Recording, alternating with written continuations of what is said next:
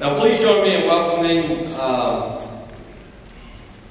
a former athlete, a tremendous supporter of NSU athletics, and the president of our great university, Dr. Randy Webb.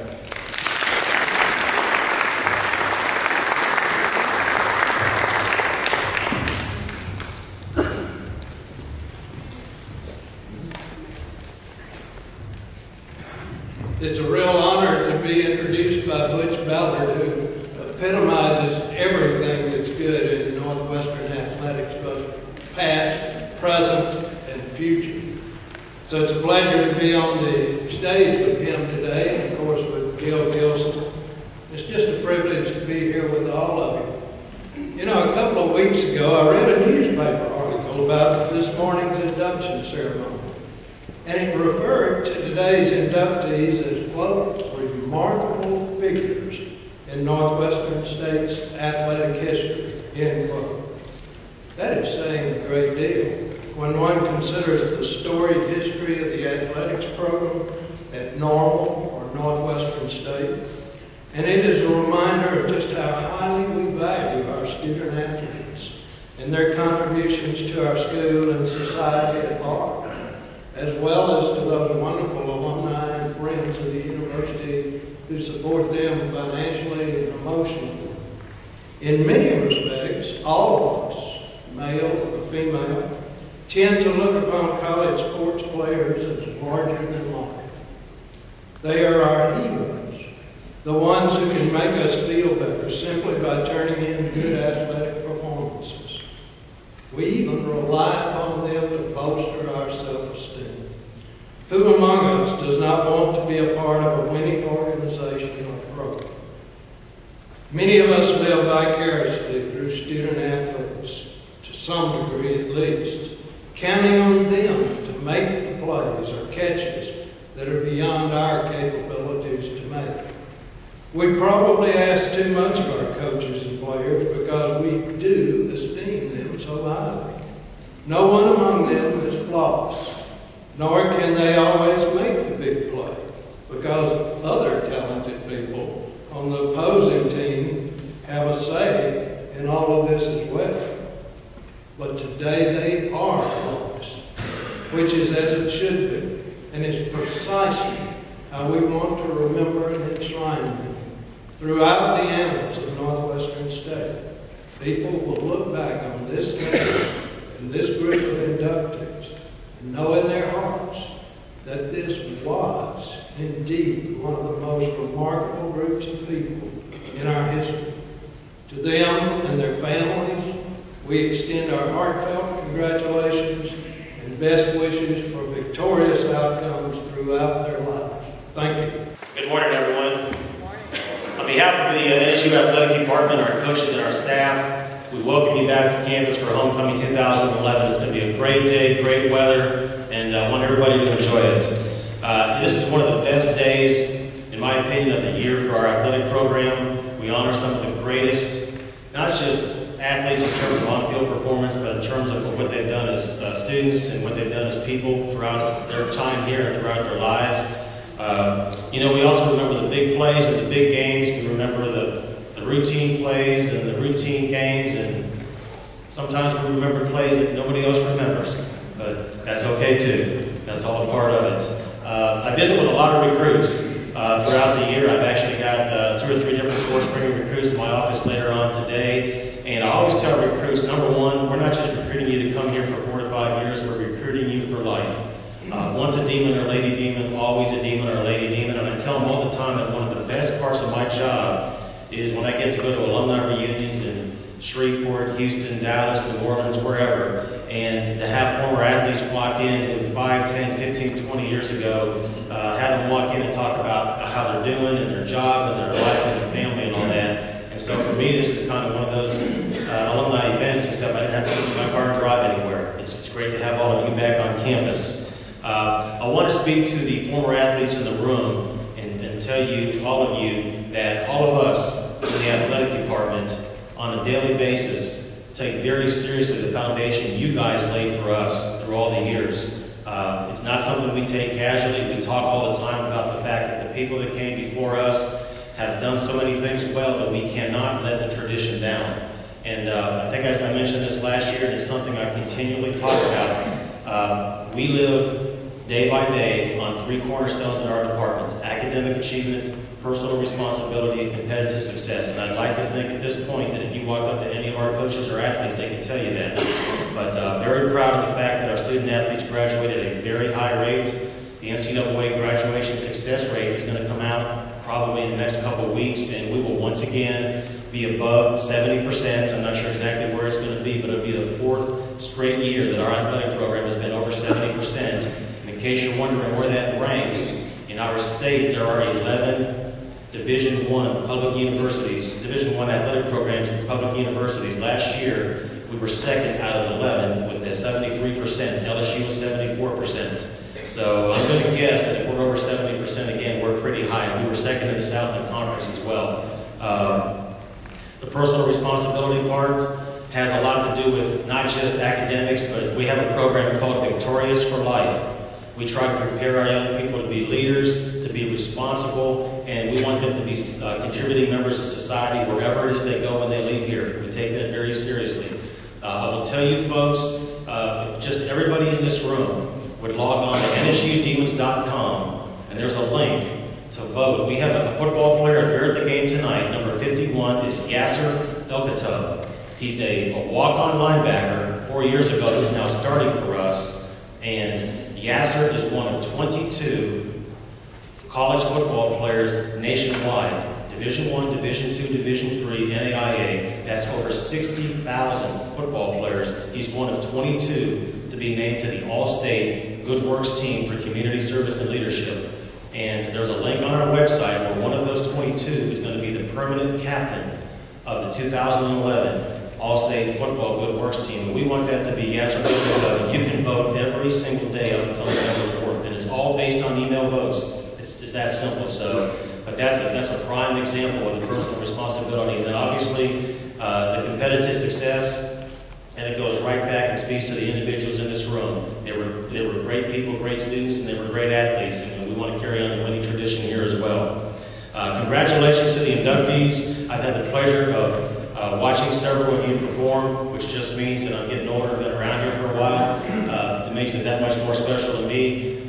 Once again, welcome back to campus. Let's all have a great day. Welcome, Demons. And now would you please join me in welcoming our Secretary-Treasurer of the Graduate Inn Club, Mr. Gil Gilson. Good morning. The Graduate Inn Club would like to thank you for sharing this day with these athletes. I want to let you know a permanent picture will be installed in the Coliseum. We're working on some ideas for some new displays. We may change it some in the future, make it a little more modern and up to date. It's located in the hallway of the Coliseum in the front. They're there now. We hope that you plan to stay this afternoon for the Southeastern game. On the practice field, football practice field, the Inn Club has a tent set up for tailgating, and we will have a wonderful meal this afternoon that you're all invited to come join with us this afternoon, 3 o'clock on the field. Thank you all for coming. We continue to support that Inn Club. You would be welcome, and we thank you and hope you have a great day. To begin our ceremony, I'd like to ask all current Hall of Fame members in attendance, would you please stand and let's give them a round of applause.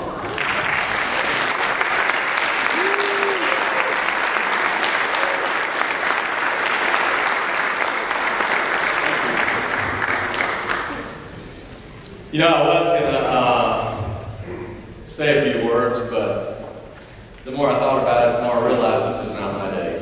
These guys did. So, let's get right to it. Now the presentation of our inductees.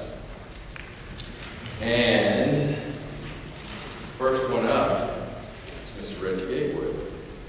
Our first inductee is a former Demon pitcher, Reggie Gatewood, who helped the Demons win back-to-back Southland Conference titles in 1993 and 94, along with an NCAA regional tournament appearance in 94. He also was NSU's first Division I baseball All-American. To present Reggie will be his father-in-law and NSU president, Dr. Randy Webb.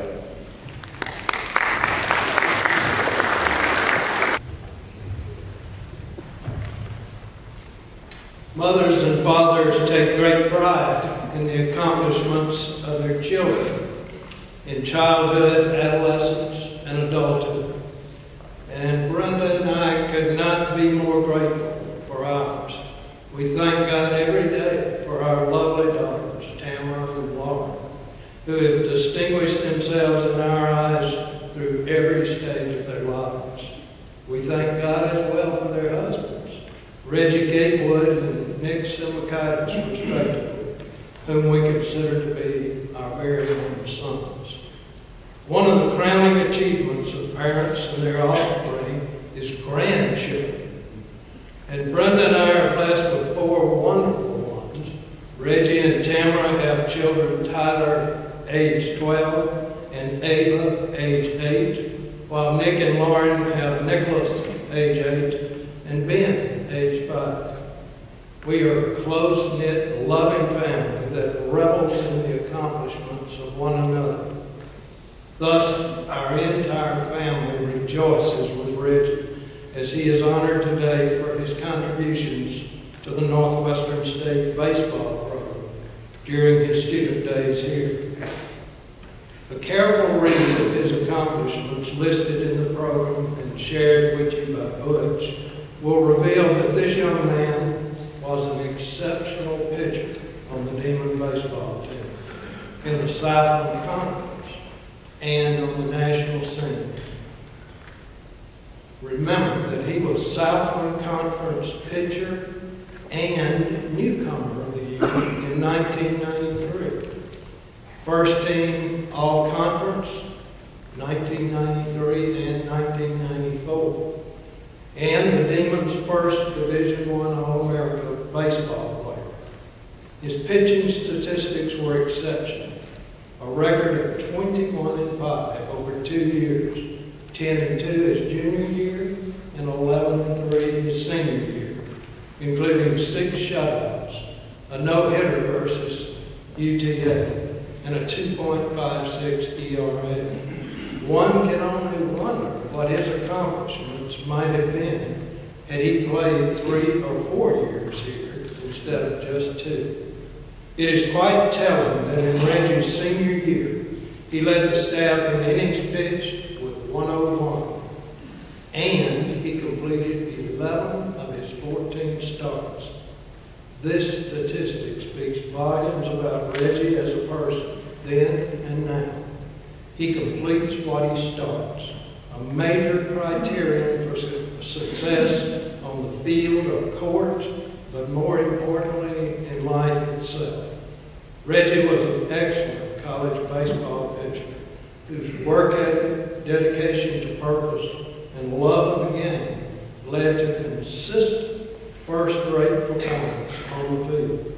Above all, however, he was and is a team player, always studying and learning, encouraging others, and challenging and demanding more of himself.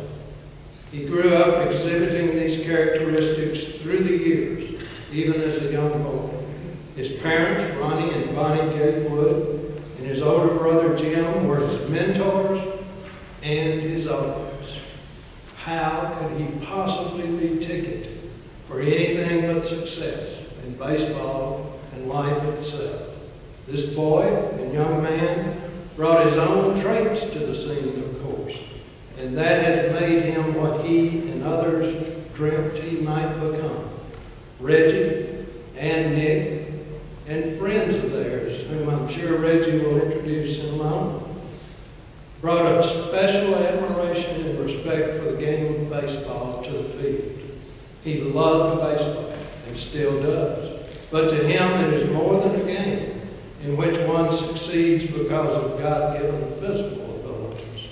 It is a cerebral way of life in which one sinks or swims according to his ability to compete in the chess game that is baseball. Whether his role might be a general officer, an officer in the field, or an infantryman in the heat of battle, Reggie carefully devises a workable strategy, sells it to those around him, and implements it.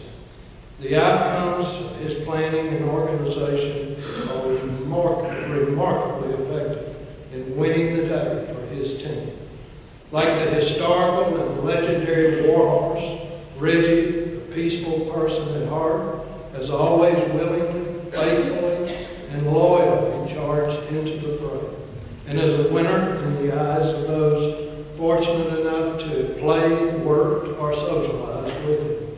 He is the epitome of the man in the arena, so artfully described by President Theodore Roosevelt. Ladies and gentlemen, I proudly present to you Reggie Gatewood, revered son, brother, husband, father, and a true Demon warrior. Thank you.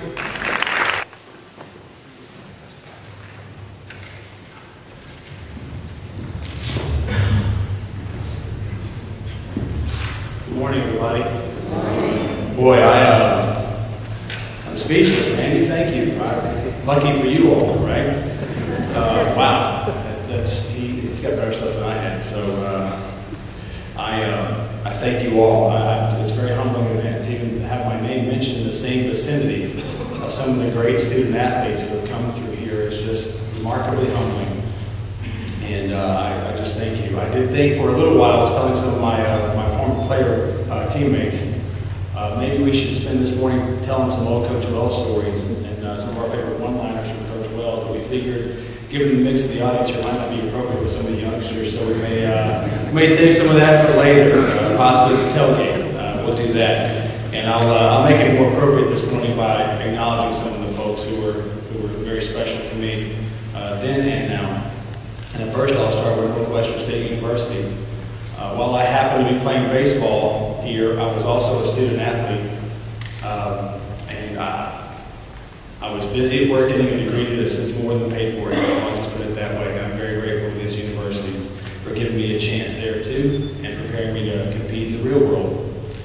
Northwestern State University, the athletic department, when I was here, was Coach Tynes Hildebrand. I know this crew right here remembers him well. And then, of course, Greg Burke, you and your team have just done a fantastic job, and it's been fun to watch since I left. Still makes me very proud. And then Doug Ireland and the Sports Information Department, you guys just continue to do phenomenal things, and that's also fun to watch. And when I was here, I will call out Tommy Newsom, who was here as a Sports Information on Doug's team as well. Now he's more probably commonly known as the husband of the famous in-club inductee Vicky Sims, which is not a bad thing to be known by Tommy. So just an extremely humbling moment here, and I thank everyone. And I'm grateful to God for reminding me that there is a larger plan and I'm part of a bigger picture. It reminds me pretty frequently, regardless of what my minuscule brain wants to think at the time, and I'm just so grateful for being a part of the lives of my wife Tamara, my son Tyler, and my little girl Ava. I love you guys. Throughout my life, as Randy mentioned, I grew up in a baseball home, and my parents are no longer with us. Ronnie and Bonnie are no longer with us. I wish they were here. But they're not, and I know that God will reveal His plan for that one day. But in the meantime, what I can tell you is I can celebrate them through today with my brother Jim, who is here, and a lot of great memories on the baseball field and with family. And we, like I said, we grew up in a home that was all baseball all the time. And my dad coached both of us through our formative years, even though he never played baseball himself, which sounds vaguely familiar to my teammates, probably. And Mom was a great baseball mom, albeit a nervous one at times. I can remember pitching here, and anytime I got into trouble, which unfortunately seemed more often than not, on the field, she felt it as a mom, 1 times 100. So if I walked a guy, then she would leave her seat. I would look up, I would see her pacing. I'm just like, you're not helping me, or I got something to help. And then when a guy gets on, the guy gets a hit, first and second, then there's runoff first and second. Now she's pacing up on top of the hill. And then by the time the bases are loaded, you know, there's no outs, bases loaded. All I look up and see, and I don't know why, was she's just peering out behind the press box, like the concessions, and she's back there just waiting for me to get out of trouble and just kind of looking with one eye. And so typically, when trouble was averted, she would come back out and sit in her chair and say, "Brian, you just got to stop doing that." So I can also still hear her begging Dad not to set up the video equipment that was always gracing the bleachers in the middle of every walkway, the tripod, the crew. It seems like he had his own production company. And so I remember her saying, "Ronnie, could you please set up in a less conspicuous place where people can get to their seats, please?" And so that became actually a rant for one of Coach Wells' famous speeches after practice. I remember he made a few comments. I think he called it Big Ron's production company or something like that. And I thought, the guys were killing me about it. And I thought, I got to say something to him, but I can't let him know Coach was poking fun at him. So I stopped him before a game, the next game that weekend, and I said, "Dad, he's getting everything out of the trunk, he's got the key grips, helping him get stuff out." I said, "Dad, I got a funny feeling about this. Maybe we keep the video stuff in the car this game. I don't know, maybe just this game." He reluctantly closed the lid, closed the trunk, left all the video gear in there, and then proceeded to walk into the gate at UTA and watch me pitch a no-hitter. So, needless to say, Big Ron's production company was back in business after that weekend, because he said he wasn't missing anything else. So, my brother Jim is here, and I'm thankful for that. While he spent his childhood emulating Johnny Bench, I spent my childhood emulating him, and in a lot of different ways I still do, and I'm thankful. I followed him a lot of my life, and I'm glad I followed him here, because he was actually an assistant coach here under Coach Johnny Emmons and Coach Jim Wells. So he did give me the heads up that when I transferred from Arkansas State, which did not experience the same success as Northwestern State did by any stretch of the imagination, he said, "The way you guys prepare for games in practice is probably going to be a little different, so I'm just going to give you a heads up." And you were right. You were right. It was significantly harder, but I appreciate the heads up, and you know what? It paid off. Randy and Brenda, I can't thank you guys enough. You gave me a home away from home, and so much more since then. Lauren, Tamara's sister, thank you for being the sister I never had. And of course, Tamara, I still remember our first date. It was at the landing here in town, and I can't cry because I told Marcus Spears to hit me as hard as he could if I cried. So I gotta keep it together for my own sake. So we go to the landing. That was our first date. It was a great date, big lunch, and that was when it's at the old location. Matter of fact, I'll just tell you now, in case you didn't know, I think I bounced a check that day.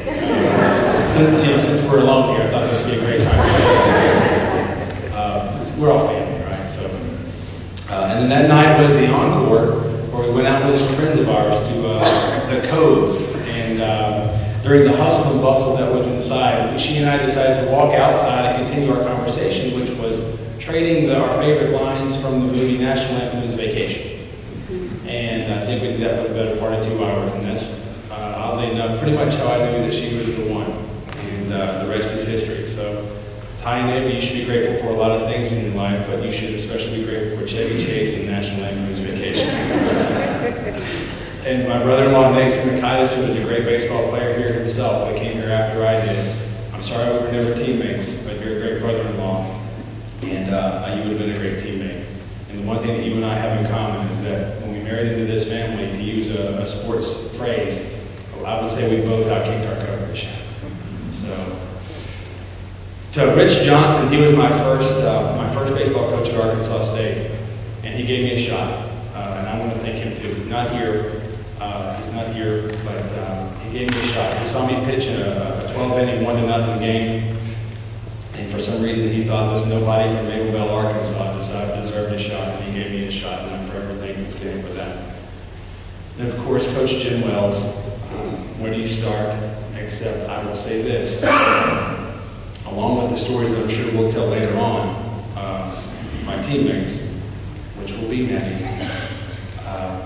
he was the most effective coach I was ever around at getting the most out of his players, the absolute most. And he taught me, anyway, that I had more to give even when I thought I didn't. He taught me that you get out of it what you put into it. And we put a lot into it. A lot of times our practices were scheduled down to the second. I'm not kidding. Basically, so that we wouldn't beat ourselves when we played other people, and I think it worked out pretty well for him and for our teams. His sense of humor was almost as legendary as his coaching prowess and accomplishments. And it's really hard to describe if you don't know Coach Jim Wells, but it's really kind of hard to keep a straight face whenever a great baseball coach is just absolutely handing you your rear end for doing something wrong, yet peppering his comments with some of the most sarcastic commentary you've ever heard in your life. And the funniest lines, and you're trying not to laugh while he's tearing you up and telling you some great baseball information. And then later on, of course, that's what we'll be talking about today, most likely, later on. But I'll tell you the one thing for sure. He was a winner. We came here to be a part of it. And he didn't try to befriend us, so to speak. He wasn't, he was our coach. And we respected him for that. That was the relationship. However, if you needed to talk to him about anything, his door was always open, pretty much no matter what time of day or what the topic was. I'm forever grateful for him as well. Most importantly, to my teammates, some of who are here today. And guys, if you don't mind, would you stand up? Please, the guys in 93, 94 that I played with. Dom and DT and Lane. Guys, thanks for coming. Without you, thanks guys. Today doesn't happen. More importantly, some of the best memories I've ever had didn't happen, or wouldn't have happened without you. We came here from different backgrounds, from all over the country, and one thing we wanted to be a part of was a winner, and we did it. And what we learned together was that the game of baseball doesn't care about what your uniform looks like, because today's players at different schools have contracts, and the schools have contracts. Players get 10 bats apiece, and all the shoes you want, gloves, 6 uniforms, 5 hats, 12 practice jerseys. We didn't have that here. It's not like my grandpa.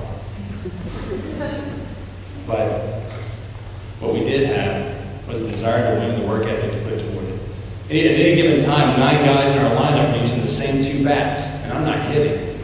I think their names were Punch and Judy. Don't ask me why I just remembered that, but I think that's true. We found a way to win 45 games with Punch and Judy, though, didn't we? In '94. But the game doesn't care about that stuff. The game rewards those who prepare as a team, practice as a team, and play as a team. And that, honestly, the game of baseball, which is what makes it such a great way to prepare for good life, is that it punishes those who make it about themselves, quite frankly. So I was privileged to play with a bunch of guys who were some of the greatest guys I've been around. But we were all in this together. Pretty much most of our waking hours in Northwestern State, so thanks, guys. Tamara and I have made a lot of friends over the years since our days at Northwestern State, and we're thankful for you as well. Many of you are here today, and I thank you. You're special to our family, and thank you for being a part of our lives. And the fellow inductees, congratulations to you. I look forward to catching up with you. And again, I want to thank everyone for today. It's such an honor. And of course, go Demons. Thank you. Ms. Newsom, who set the NSU women's tennis program's all-time singles victory record and won 3 Southland Conference singles titles in 4 years, from 1989 to 1992. To introduce Vicky is her former coach at 9-time Southland Conference Tennis Coach of the Year, Patrick Dubois.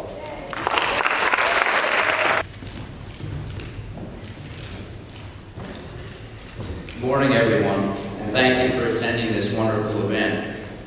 It's my pleasure to introduce one of the 7 deserving people here today into the 2011 N Club Hall of Fame. When Vicky asked me to introduce her today, I was honored.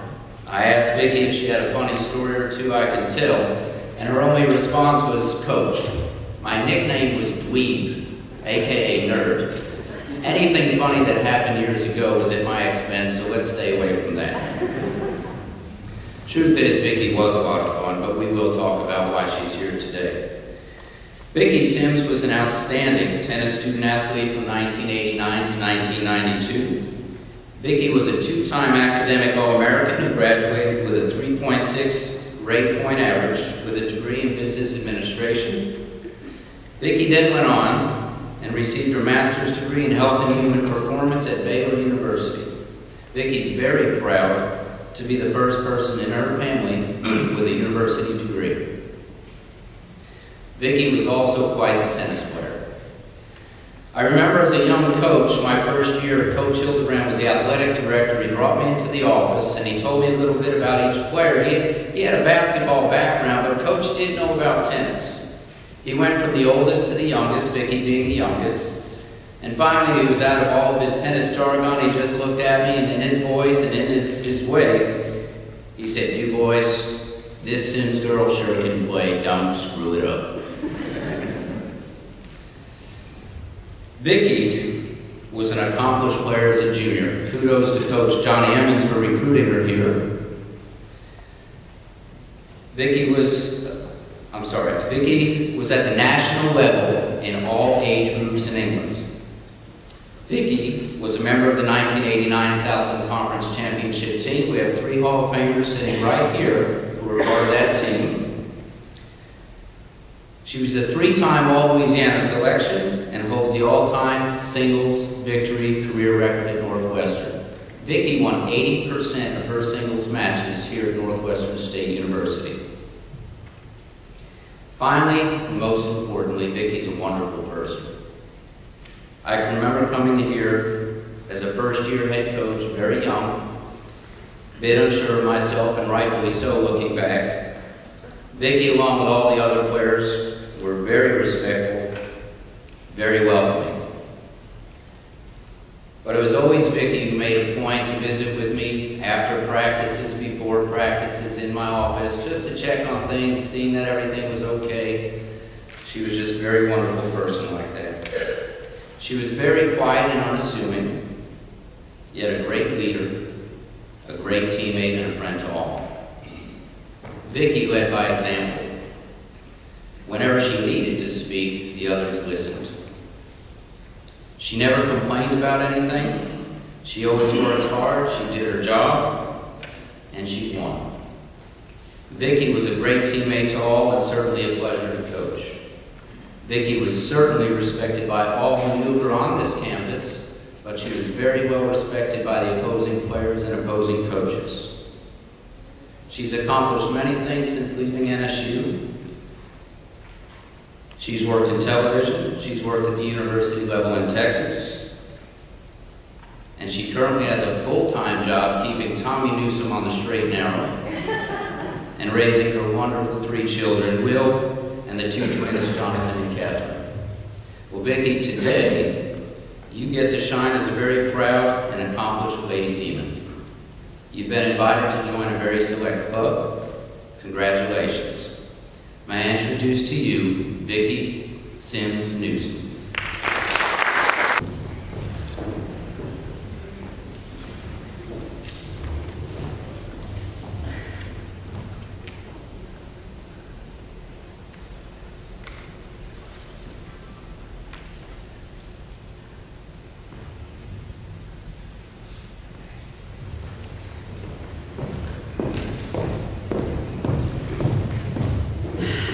Coach Dukes, thank you. What Patrick failed to tell you was when he came to Northwestern the first time, he was 24, and we were 23. And so the age difference was not very significant, but he kept us out of trouble. Thank you. And thank you for those very kind words. Can I keep the speech later so the kids can remember? I have had the worst time writing this speech. Normally, speeches come to me pretty easily. This one's been tough. And I had an epiphany late last night. And the reason why it's been so hard has been that it's difficult to eloquently put in words how much this institution means to me. Because it changed my life so significantly that there are no words, but I'm going to try. I'm extremely humbled and grateful to the Graduate Inn Club and the Athletic Department for this very special honor. It was only last year that I stood at this very same podium to induct and introduce one of my oldest and dearest friends, Karen Patel. And I had no idea I would be back so soon, which meant I had to buy another dress because I couldn't use the same one that I had used last year. So thank you for that. To say Northwestern changed my life and its amazing people changed my life is a little bit of an understatement. I formed lifelong friendships here. I met the love of my life here.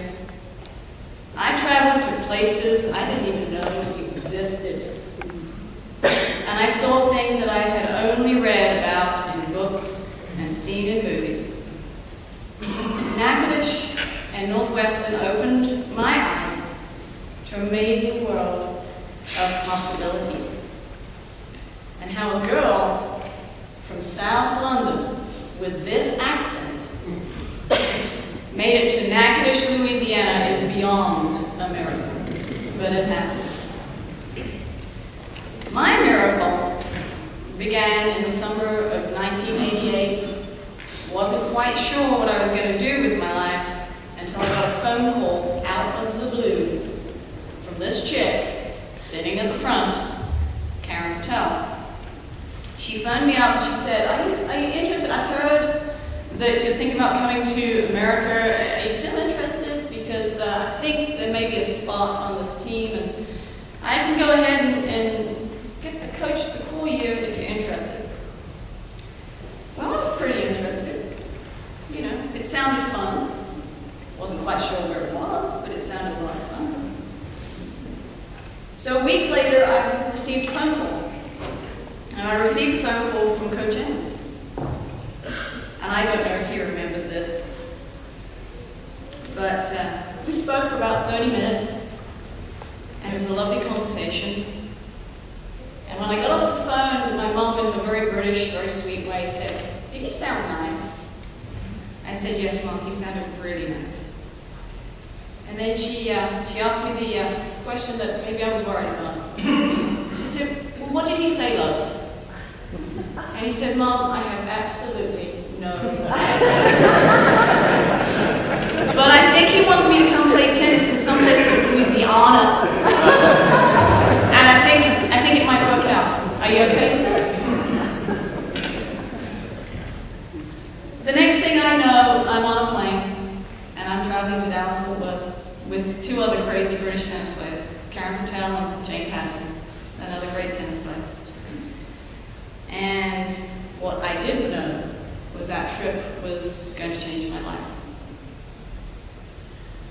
Jimmy Connors once said that youth is wasted on the young. And he was absolutely right.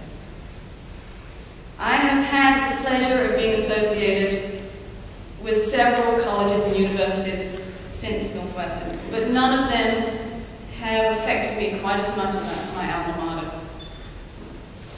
NSU provided me with so many opportunities. The college opened my eyes and my mind to the amazing culture of Louisiana. It allowed me to be the first of my family to graduate with a college degree, and afforded me the opportunity to pursue my dreams of playing a sport that I dearly loved at a Division I level and for such a long period of time. It also gave me an appreciation for trying foods that I couldn't pronounce.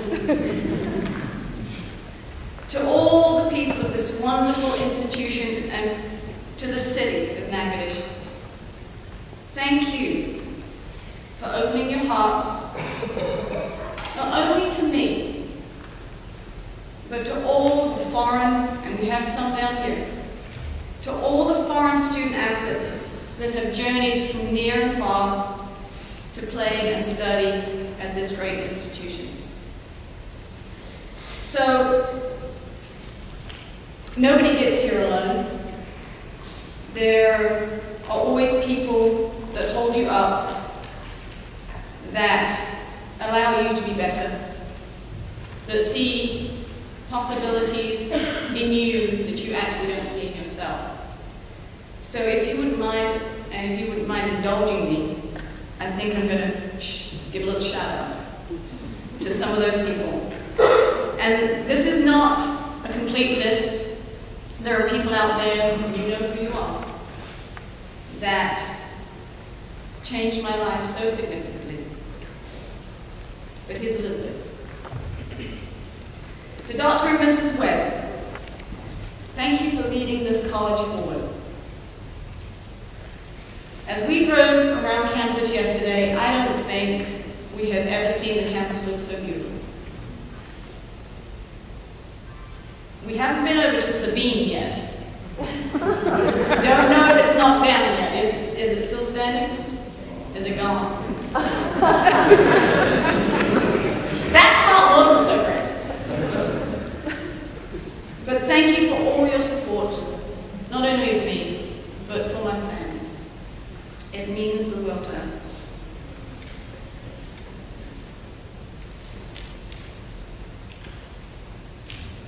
To Coach Hildebrand, I don't know if he's here, thank you for scaring the life out of me in the Coliseum when we were signing our paperwork for our scholarships my freshman year.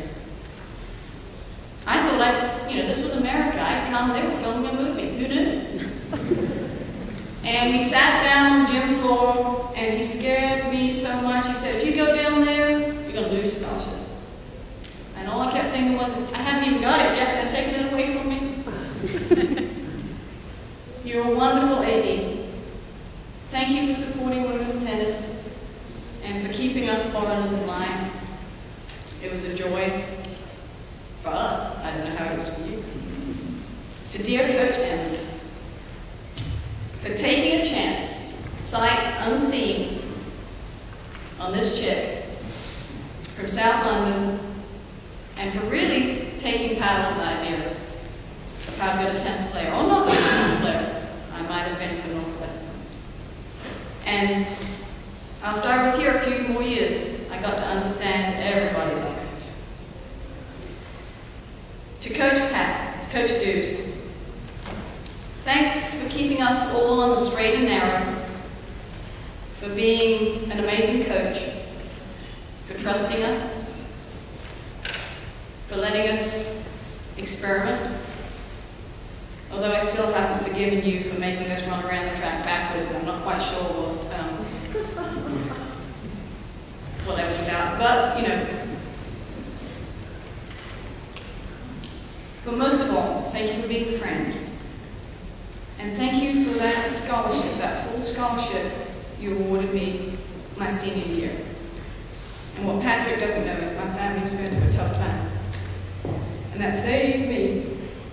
To Greg and the rest of the athletic department, thank you for supporting foreign student athletes. I know we're a little different, we're a little unique, but I think we bring wonderful things to this institution. Thank you for making my family feel so welcome, and for all that you do, and for all that you will do this weekend. To Mr. Doug Island, thank you for hiring a young man. I'm not going to cry because Reggie's going to hit me and it's going to stop the whole thing. For hiring this man to be your assistant SID back in 1991. I don't think many people weren't even alive then. And making him learn to appreciate women's tennis. I know it's a tough sell.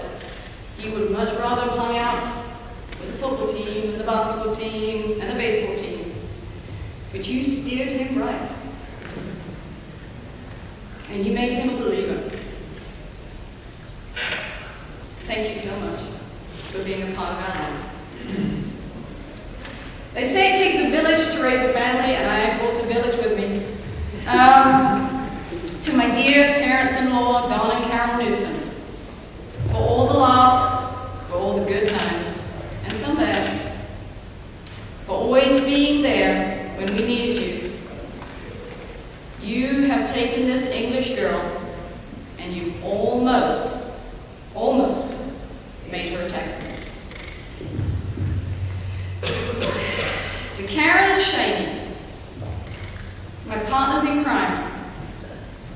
fellow Hall of Famers, and two of the best friends a girl could ever have. We have such history. I was a little hesitant. Being British, we're a little humble. We don't like throwing things around. That I wasn't going to let them know about the induction. And my mother-in-law gently persuaded me, subtly, said, if you don't let these girls know, they will never forgive you. So I emailed them, and within about 24 hours, they had booked their flights, taken care of their busy lives to make time to come back to Northwestern. And that proves either they are the best friends in the world, or there is just no ocean big enough to stop the tennis girls from a big party. To my kids, who are way up there in the back, and I can see you, how you behaving? To Will, John, and Katie. Mom did have a life before kids. This was it. If you take anything out of this weekend, the food, the catfish, the ice cream, take this, children. If you work hard, dreams do come true. Reggie, get ready. It's coming on again. When my mother found out I was dating a Texan, she was a little shocked.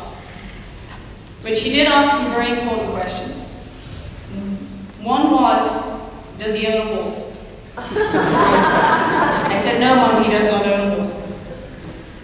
Well, does he own boots? I said, yes, Mom, he owns some boots. And he said, does he own any oil stock? I said, Mom, no, we're not really quite there yet. I really don't know that, but I can find out. But he didn't. And then she asked, is he a good man? He's a great man.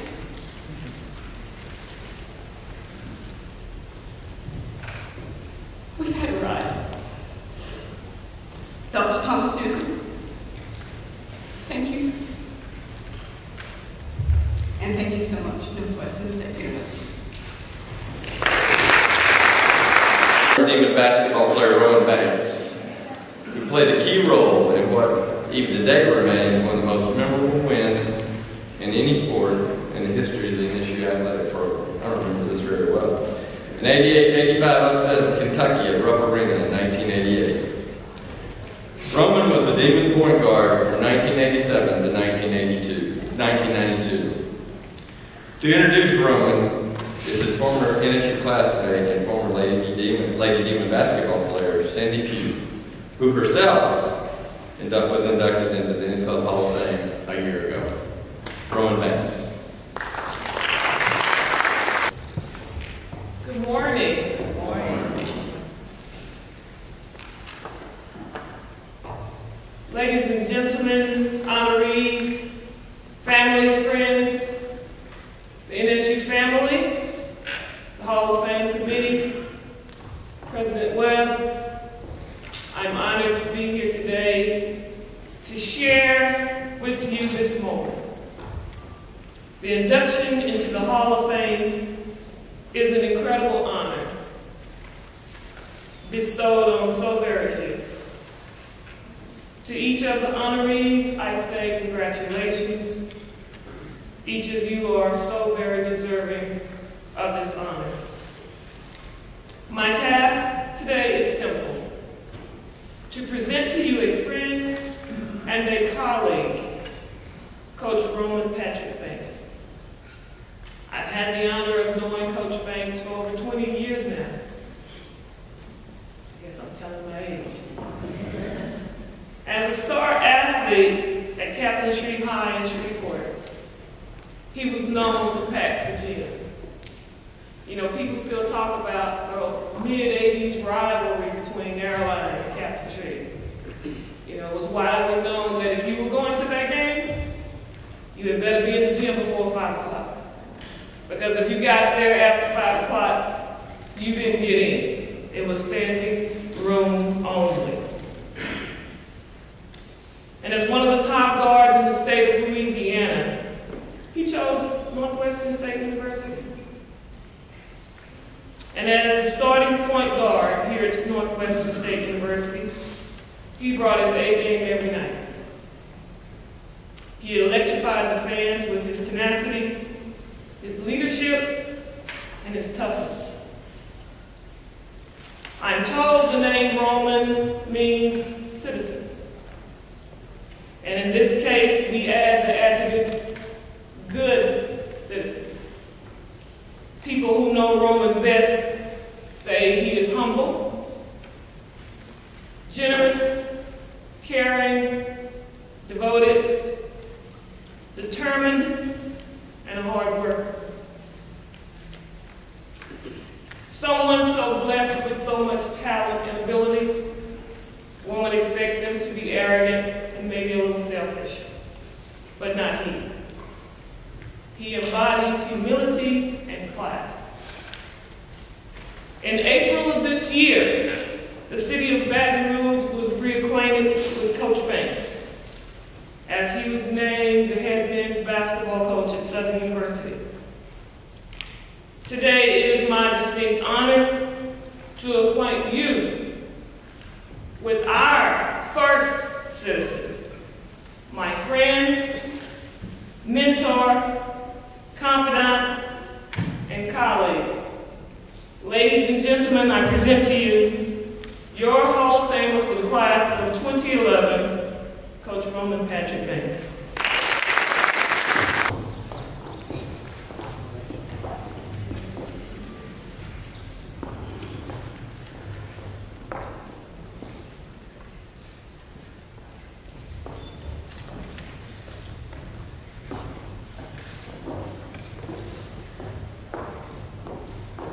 This practice began to become quite common with Sonja now.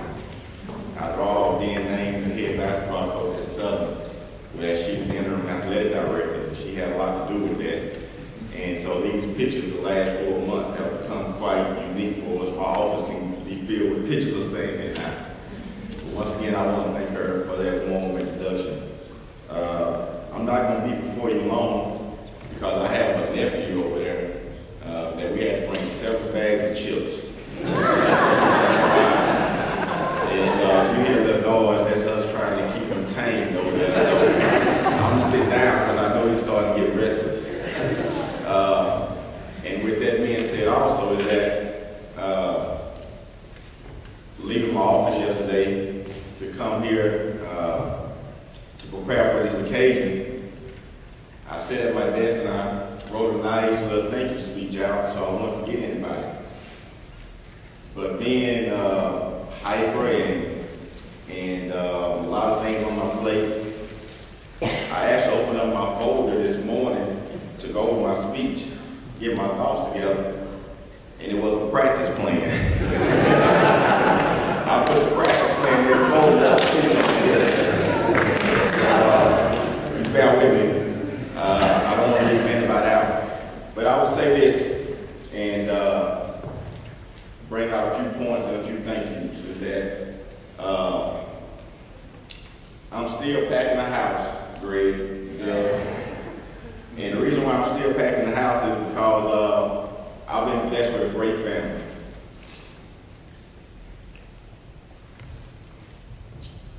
Get past this. And even today, they are all here, and I'd like for them to stand. My family, please stand.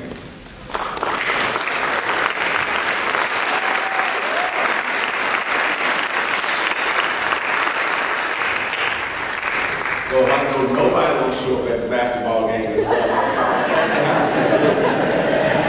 safe to say.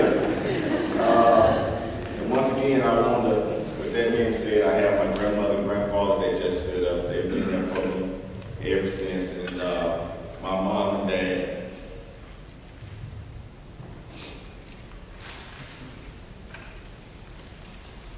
My uncles and aunties, cousins,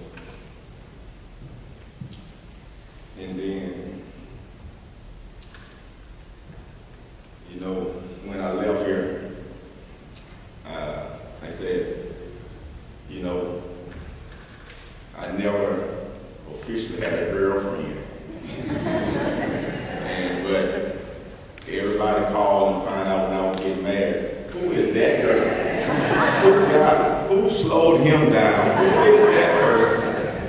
I got to make that wedding, but I'm going to ask my wife to stand. Tiffany Banks is that person.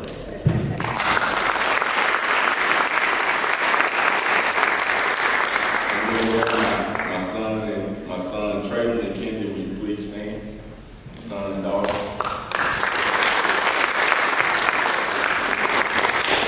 Those are the motivating factors in my life to try to run this race as fast as I possibly can, as strong as I possibly can. And I want to say thank you to this great Demons family. Choosing to come play basketball here when I left Capitol Street High School was the best decision I ever could have made. That's a decision that's never been second-guessed, of one that I had to go to sleep worrying about and thinking about. You know, even though when I came here and experiencing after I came in my first year, I was just sitting in that seat, and I actually wasn't in this auditorium too often, but I was in here on one occasion. And that's when this program, when I chose to sign here, had faced the adverse time. And the NCAA came in. And I think this situation molded and shaped my life here. Because we was headed under some adverse situations and conditions. New basketball coach had to come in. I was signed and recruited by Coach Beasley.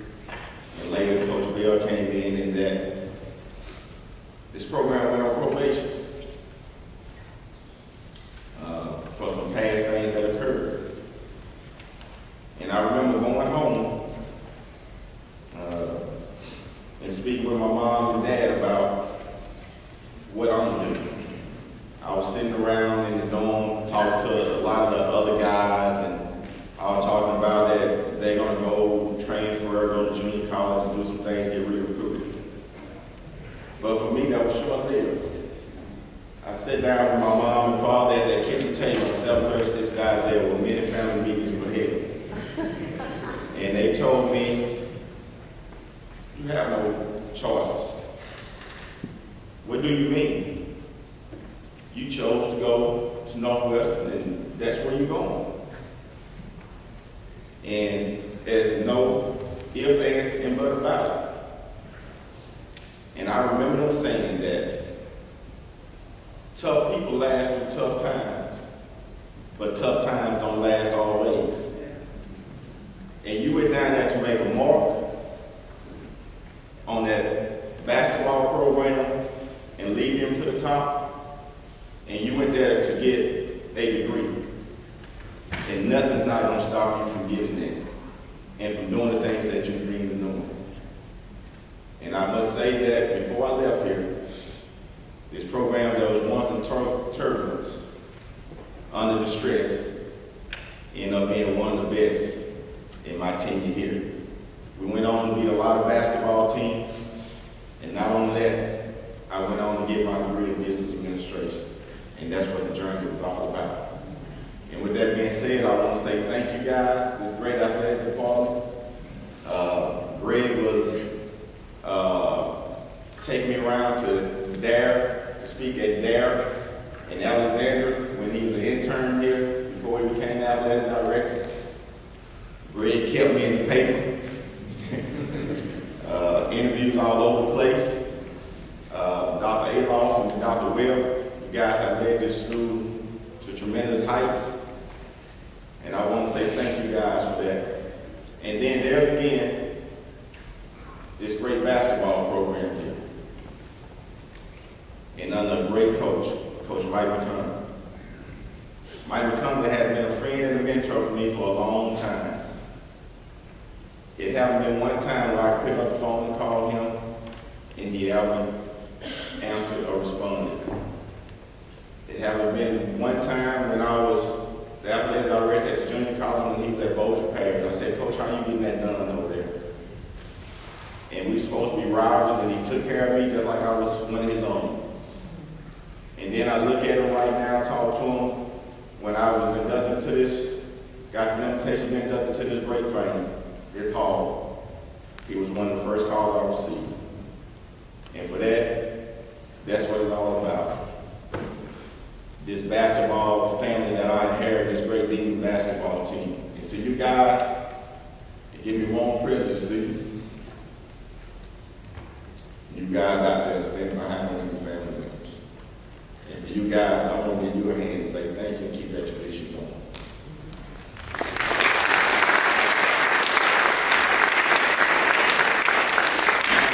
As I close and go to my seat, I'm going to say this, is that my lesson in life that my parents have taught me is that you've been blessed, everybody's blessed with a talent and ability. And we believe in the Lord thy God in our house. And they told me always to use your abilities and your talents to do the best you can, because it's meant to be a blessing to others. And as I try to do that,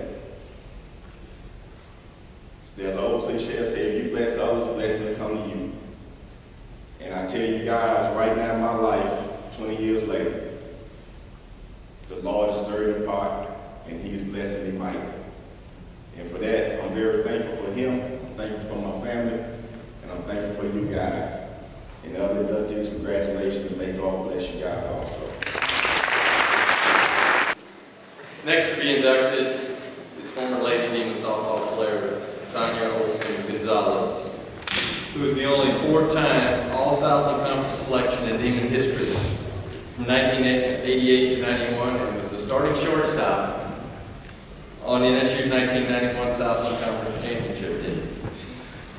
To introduce Sonja will be the individual who recruited and coached her, three-time SLC Coach of the Year, Ricky McAllister.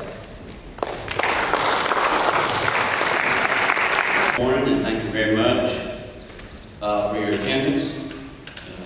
It is my honor to be able to present to you Sonja, which is also known as Betty Sue, as a graduate Big Club Hall of Fame inductee.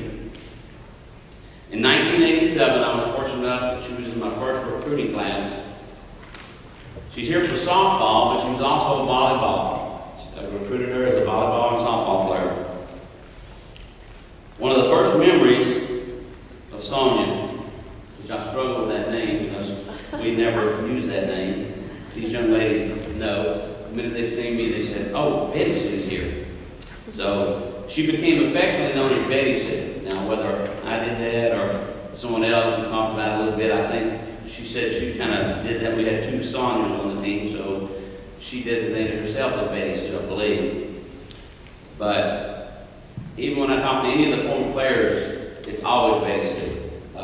This morning, one of the former players, they came in and said, "Coach didn't know who Sonja was," but they put Betty Sue on the front of the program, so that was great. In her 4-year career in volleyball, she always had a positive attitude. No matter what I asked her to do, she did it. Whether front row, back row, she consistently gave her best effort on the volleyball court. She was one of the top outside hitters in each of her 4 seasons. And unfortunately, I say unfortunately or fortunately for me, she stayed with me. I know athletes today practice fall in spring, but Betty Sue was in the fall volleyball, and she did softball in the fall also. I didn't mean to be mean, but she had to practice volleyball and softball at the same time. Then we would go over to softball. In softball, she was unparalleled as a shortstop in the Southland Conference. And I go to all the games here, even after I retired, as a shortstop. Asked him name a particular great play at shortstop. That's hard for me to do. All I know is that she always made all the plays. In my eyes, she just made all the plays. And as one of her great achievements, as it's already noted in the program, that she was a first team All-Southland Conference selection all 4 years. She was newcomer of the year her freshman year. She was also All-Louisiana, newcomer of All-Louisiana also that year.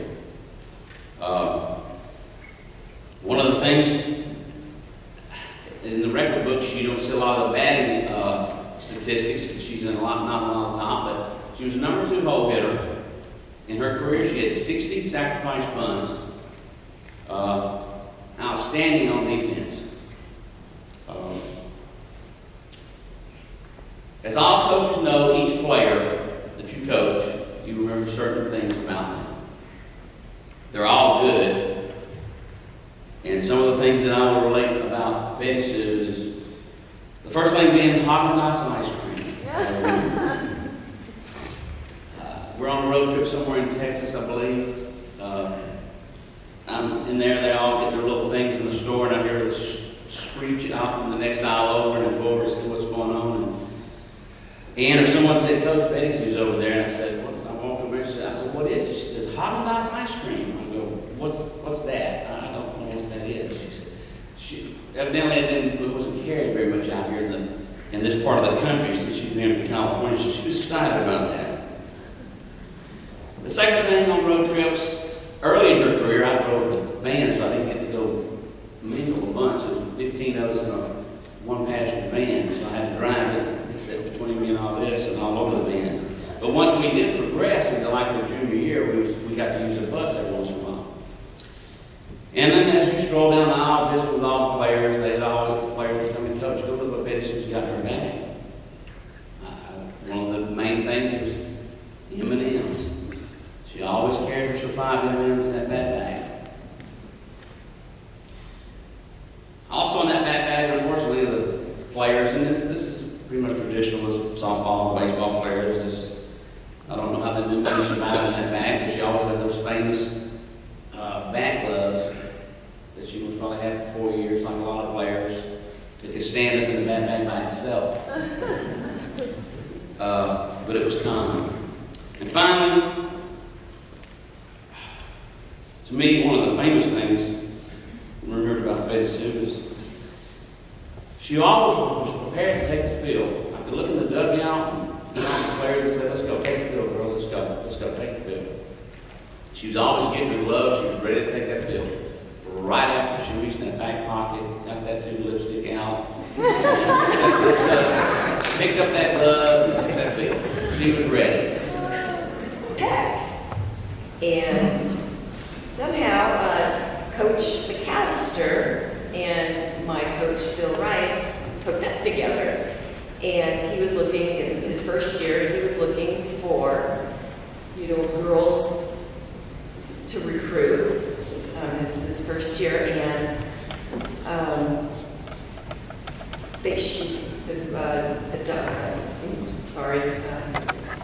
my fellow teammate that played for Louisiana Tech absolutely loved it. So she's like, wow, maybe you should come back to Louisiana. We know Coach McAllister at Northwestern State University who is looking for some players. Are you interested? And it's like, okay, yeah. And then you talk about hospitality. I'd never been back to Louisiana, and I'm like, that would be nice, maybe to get away from home, experience new things. And so, out of the blue, I get this phone call from Coach McAllister, and I have this really heavy accent, and he asks, is Sonja Olsen home? And I'm like, Sonja Olsen? I'm like, well, this is she, and I thought it was a joke initially. And after that, we spoke for a really long time, and I thought it would be an absolute great opportunity to go to a school, play 2 sports, meet wonderful people.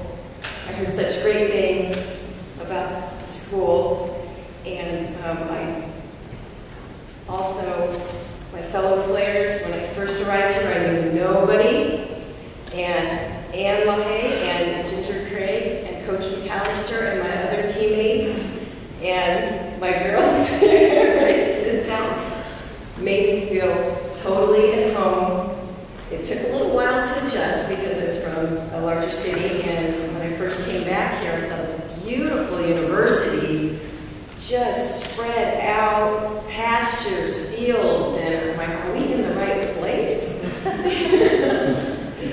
it was a really great opportunity. I really appreciate my family for being here. I love you. I appreciate everything Coach McAllister has taught me. Fundamentals, fundamentals, fundamentals, work hard. If it wasn't for him, I wouldn't have got my degree. I wouldn't have been as successful as I could have been. The university, I congratulate all my fellow inductees and the university, the N Club, and Dr. Alos and Dr. Webb. And I remember Greg being here when I first was here, and also Doug Ireland. Thank you very much for all the support and to supporting the softball team, because I remember our first year, we didn't have a field on campus. And so we had to drive off campus to play ball. And that was interesting. I always had to get Slurpees before and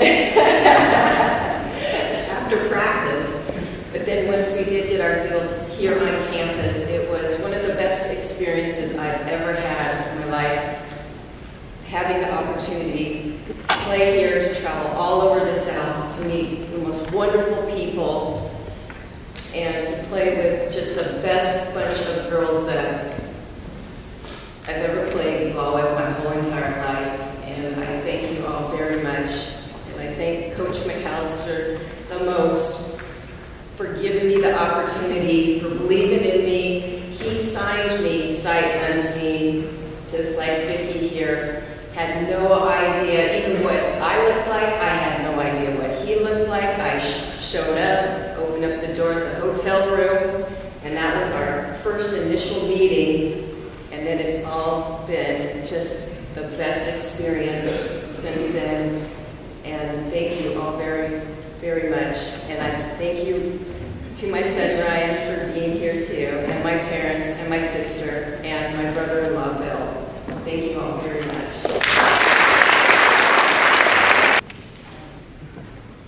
The next inductee is without a doubt one of the greatest athletes in the history of NSU's athletic program. Track and field performer LaMark Carter. LaMark was NSU's first USA Olympian, competing in the triple jump at the 2000 Sydney Games. He was a four-time NCAA outdoor track and field All-American and a seven-time USA track and field champion. He brought a lot of honor to this university. I remember very well being so proud. To introduce LaMark will be the person who most likely knows him better than anyone else in the world, his wife, Krista. You would think that talking about your husband would be an easy thing to do, but when you have to make a speech, it's kind of different.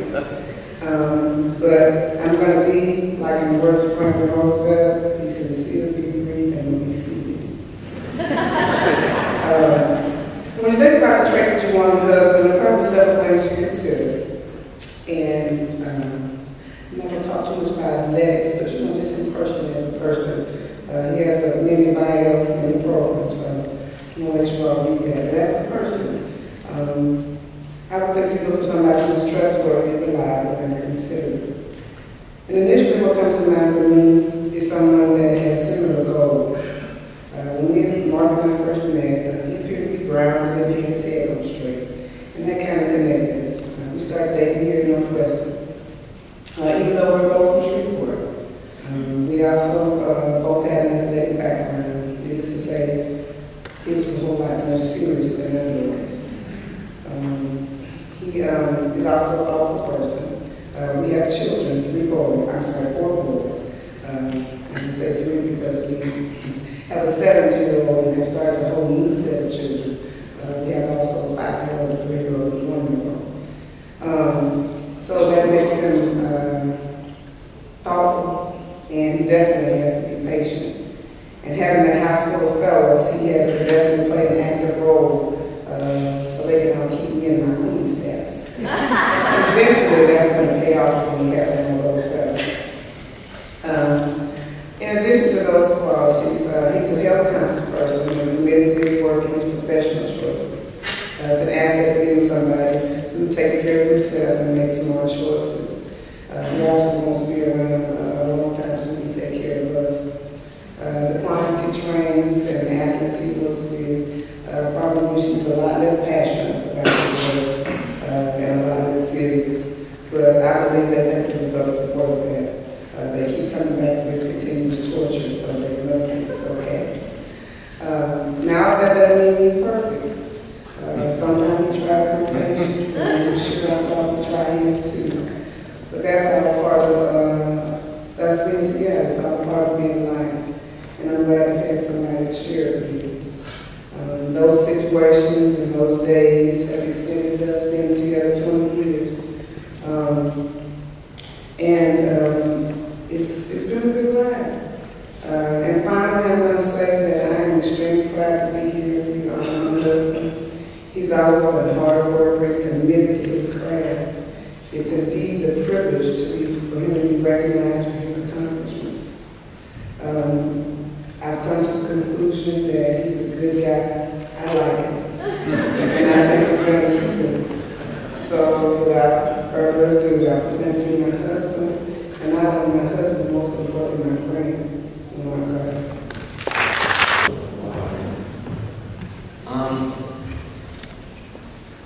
Homecoming. Homecoming is a time to reflect on the past, to see old friends, and to look at where it all started. I can remember walking on Northwestern campus back in 89, 90, not knowing what to expect.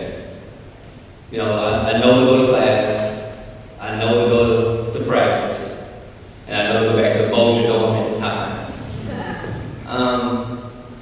But I didn't know what to expect from an athletic career. I didn't know what to expect leaving home and just only an hour down the road, only an hour. Like Roman, I'm a Catholic Street graduate. So coming to Northwestern was an easy choice. I had read about the program. I knew they had great success in track and field, but didn't know how good I possibly could be. Leon Johnson, the coach here, and still here, called me up and said, could he come visit? And I said, sure. And I told my mom and I told my dad, I said, Coach Johnson's coming to visit to talk to me about a scholarship to Northwestern State University. So he showed up and he walked in and he kind of ignored me. He talked to my parents. And that kind of made me feel good because I knew I would have somebody to look into because he knew my parents. And my parents weren't going to let me go anywhere that they didn't trust. And I believe they trust Coach Johnson. And then once he stopped talking to them, he came to me and he said, what are your expectations? I said, I have none. I said, I just want to go to school. And he said, well, I think we have a future at Northwestern. And I will take care of you if you come to Northwestern.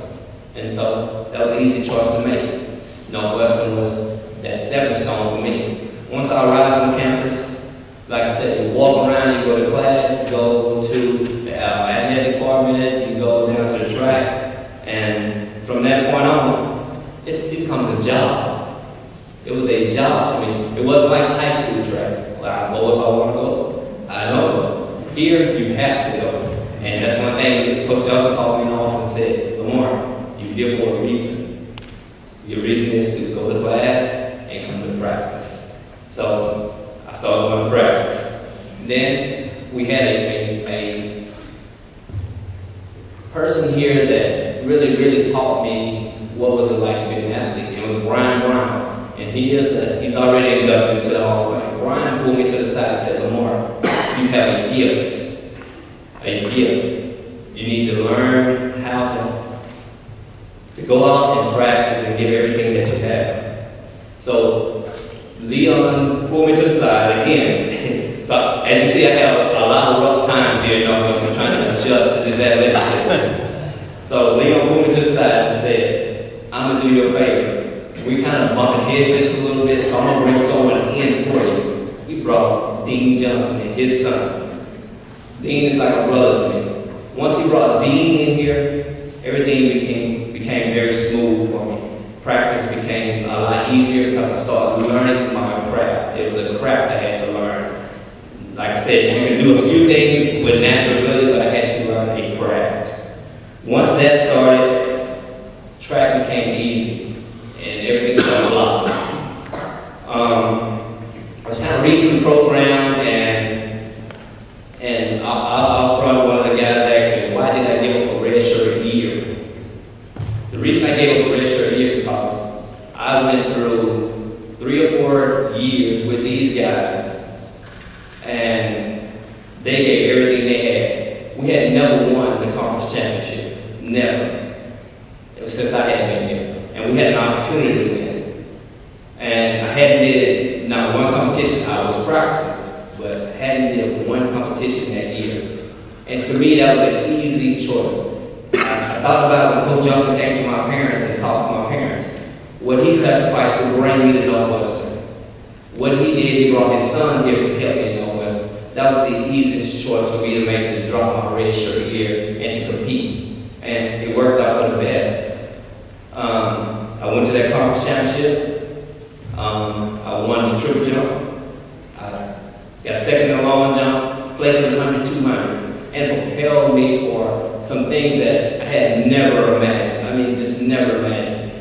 That was the end of that career in '93 at Northwestern. But with the help of the athletic department, I didn't have to leave Northwestern to go out and pursue a place to train. I did it all here. 11 years here, training, working out, and preparing myself for a future of traveling to London, traveling to places that I had no idea of going.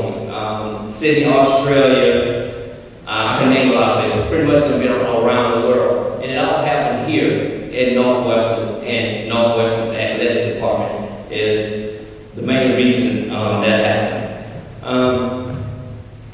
And I stand here today as an inductee to the Hall of Fame, graduating in the Hall of Fame. And I can say this is the foundation for everything that happened to me. I met my wife here. I had an awesome career here. I'm still having an awesome career because of Northwestern. The alumni here at Northwestern, I get calls almost every day from someone from Northwestern State University. And it just shows you how widespread this college has expanded out. It's just a great honor for me and my family to be inducted into the Hall. Also, I'd like to thank Dean Johnson. Dean, would you please stand?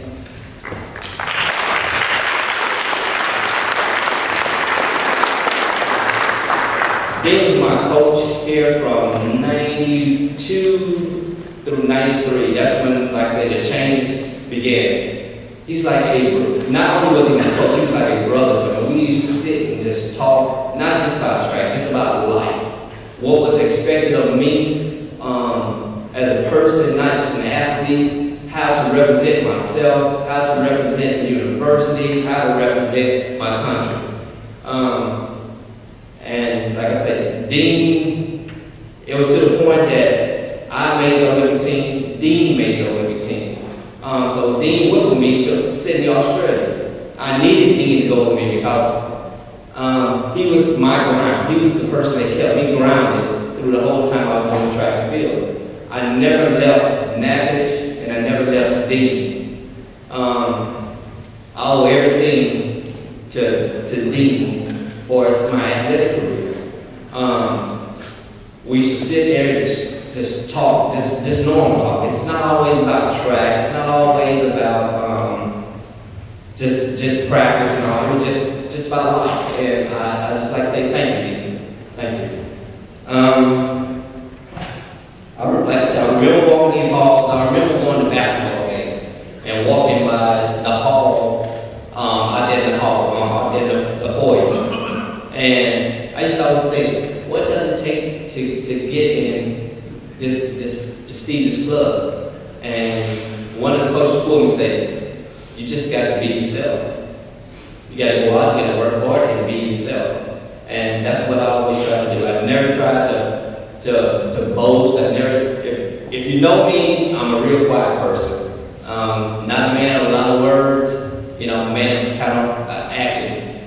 I look at the other inductees in here, their competition lasts 3 to 4 hours. Mine lasts about 30 minutes with the jumps, triple jump. The track meet might last 4 hours, but my event lasts about 30 minutes. And that's how I go through life. I kind of go easy, I get to the point, and I get out of there.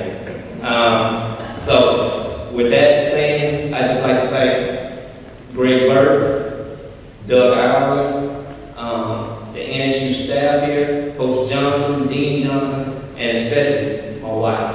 Over the last 20 years, she has put up with a lot for me. It's kind of like when I first came to Western, kind of running wild at times.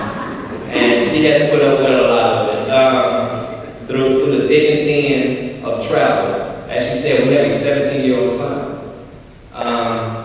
And the reason why we have such a big gap between a 17-year-old son and the next one is 5 is because I was running at that time. And she came straight out and said, I would not raise children by myself. And that stuck with me because at times I'll be gone 6, 7, 8 months out of the year and come home and she's there pretty much by herself. Although she traveled a little bit, but still, she was home by herself. It was many times that I left and went over to Europe, and that's why I lived. I lived in Europe at times. And then I come back home, get with Dean, we'll compete a little bit, and I go back and travel. So it was a very demanding career, but I wouldn't trade it for the world because I got to see things and do things that a lot of people just didn't get a chance to do.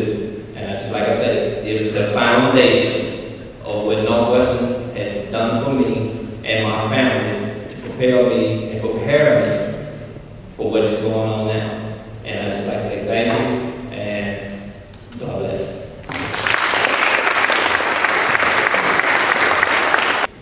Marcus was a semifinalist for the Allen Trophy as the nation's best offensive lineman, was a consensus All-American twice, and played 11 years in the National Football League. And I can tell you, having seen him in the locker room at LSU, he can still get you amped up. Let me tell you, he can deliver a speech. To introduce Marcus is his oldest son, Marcus II. Today's a great pride. Today's a day of great pride for me and my brothers and the entire Springs family. My name is Marcus II, and I, along with my brothers Josh and Tori, have come here today to pay tribute to our dad, Demon Hall of Fame inductee Marcus Spears. As young boys, our dad always instilled in us the importance of having a great work ethic. He always expected us to do our best in whatever it was that we chose to do, and he never allowed us to quit. Except for the whole soccer incident when I was 4 years old, but that's a different story. Our dad always taught us to give 100% effort and watch the results of hard work pay off. Growing up with a huge father was not as intimidating as one might think. We knew he played college football and professional football as well, but to us, he was just the greatest dad. He would come to all of our activities, from sporting events, sock hops, band concerts, formal dances, talent shows, and everything in between. These were things that made him larger than life to me. A 6'5", 300-pound offensive lineman from Baton Rouge, Louisiana, came to Natchitoches, Louisiana, and took Northwestern State University by storm. After only playing 1 year of high school football, Northwestern saw something in him that he probably didn't see in himself: a talented student athlete. His achievements here at NSU are why we're here today. From his foundation built here in Demon Country, Marcus went on to be drafted in the second round of the 1994 NFL Draft. So we congratulate you, Dad, for your job well done. To be able to stand here and cheer you on for your success brings me such joy. You have always been there for me, Josh, and Tori, and to be able to return the gesture is the best feeling in the world. Ladies and gentlemen, I present to you Mr. Marcus Olsen.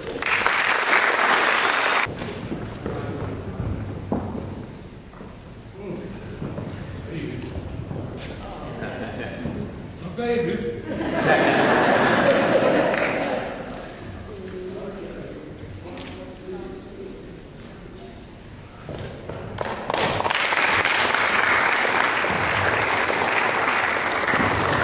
Good morning.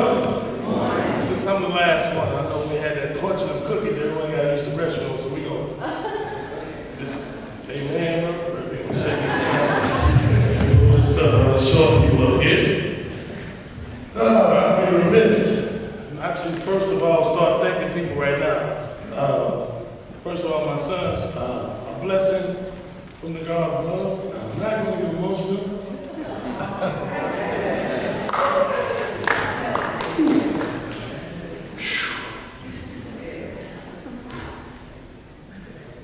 Okay. I thought everyone else was crying. I was crying. Okay, I'm done. Ooh, okay. First of all, I'd like to introduce my family. Please stand. All my family. Anyone that has ever been associated with please stand.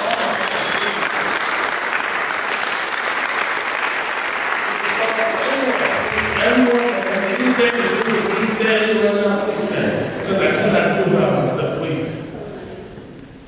I want to first begin my acknowledgments to my mom and dad, Mr. Levi and Martha Spears, who dropped me off here. Please stand, mom and dad, please.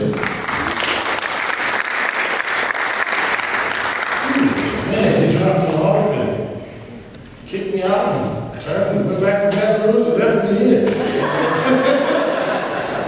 Mom said she got tired of feeding me, so thanks, Mom Weston, for putting me on the free lunch program for 5 years. Wow. Okay, I'm just going to, first of all, just give acknowledgement to everyone who had anything to do with Coach Sarah Dewey. Please stand up. Please stand up. Thomas Foster, please stand up. Dylan Allen, please stand up. Greg Burke, please stand up. Scotty Cox, please stand up. Coach Black, please stand up. Who did I miss? Did I miss anyone? Please, if I miss you, stand. I'm so blessed. I'm trying to get you out of here. Thomas, Sam, Coach Cox, these guys, they were my second dads when I was here, you know. They really took me under their wing. Wouldn't let me quit. Man, Marcus, I'll get the class, please.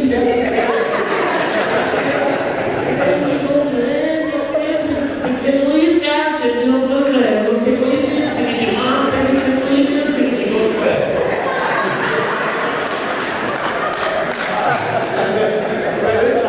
They scared me all type of ways. Don't take away the food, please. My story is a humbling story. You know, I don't play Brooklyn high school football. It's kind of funny. My mom worked at the Shoney's, which she's a hustler. My mom hustled, waiting tables, and fed us all our lives. So, Mom, I love you. You're a hustler, you made me who I am.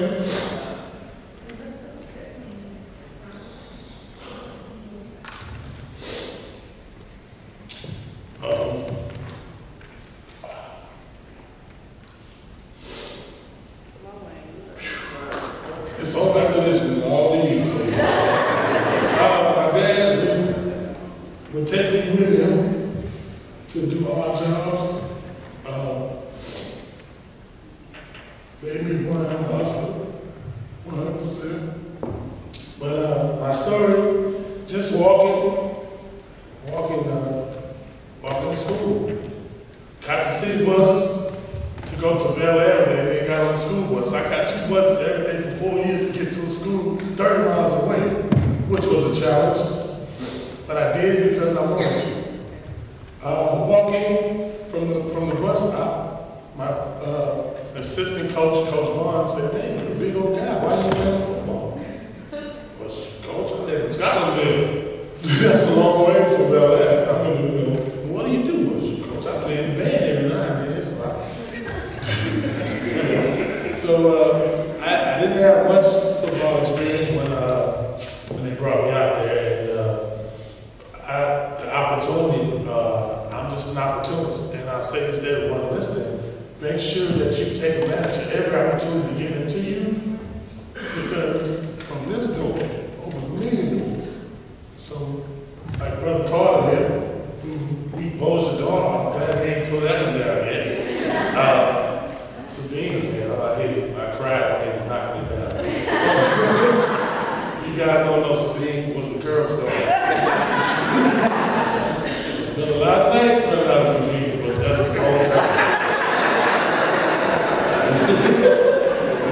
Way long.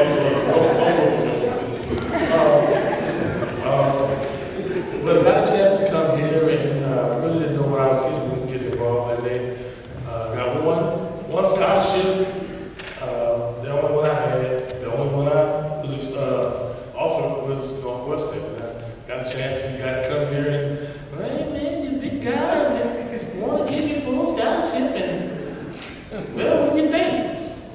Where do I sign? I had nowhere else to go, but God really knew what He was doing. He steered me here, and man, it's been a wonderful ride. To everyone here who know me, that I'm just a cut up. If I'm not laughing, then something's wrong. I just had an opportunity to do something great, and never took advantage of anyone trying to get to where I am. I'm so humble, so blessed that my family always been by my side. I have three sons. Hint, we recruit right now. Football, track, scholarships.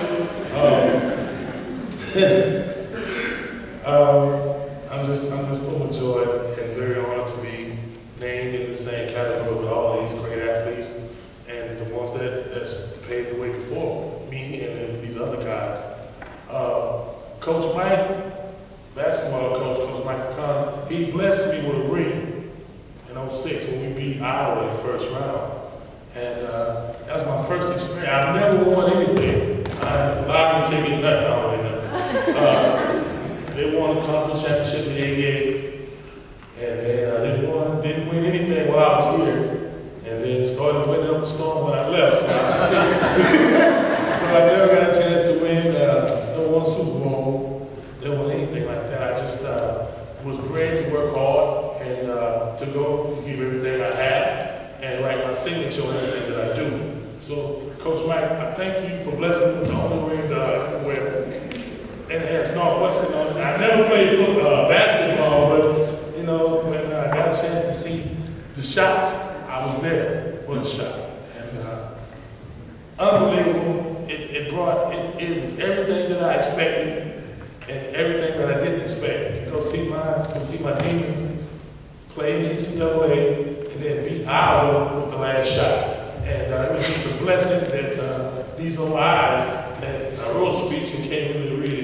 I'm just brainstorming right now. I'm writing it down, but man, I love this university, everything. My roots, my foundation started right here. This old town hadn't changed much, and it don't really have to change. Because, you know, Northeast changed to LSU Monroe, and USL changed to LSU Lafayette, and I hope that we never have to compromise the Demon way to change our university to LSU anything. We are the Demons and we stand apart, and I'm so proud to be a Demon, and I know that we have a lot of people here tonight celebrating our Hall of Fame induction, but there's one more that I'm looking forward to, and I'm sure you are too, and that's God's Hall of Fame in heaven. So I hope that we all get here. And thank you. Honoree today and recipient of the Inn Club's Distinguished Service Award is Herbie Smith, former Demon football player who went on to coach baseball and football at his alma mater from 69 to 86. I've just got to say a couple of things, okay? You know, I'm a man of faith, and I believe that God puts people in your lives for a reason. Yeah. And I know there's other guys here. I see Rudy and Jack and anyone else I can't see, but Herbie Smith poured into my life as a young man. And when you look back on your life and you realize the people that have made a difference in your life, you're just so thankful for what God has blessed you with and the people He's put in your life. And Herbie, thank you for being a part of my life. Now to present Herbie is another great friend of mine, a Demon Hall of Fame quarterback, and I think the best quarterback that ever played here personally. My good friend, Mr. Don Gitter.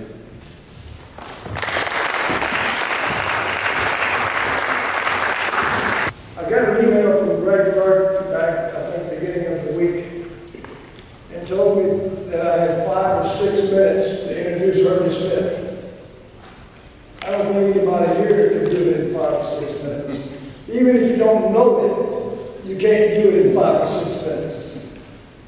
But I'm going to get on with it. Herbie arrived at Northwestern in the fall of 1960 after a stellar athletic playing career for the legendary NFL scout C.O. Carter at Jesuit High School in Shreveport. Herbie was all city, all district in both football and baseball.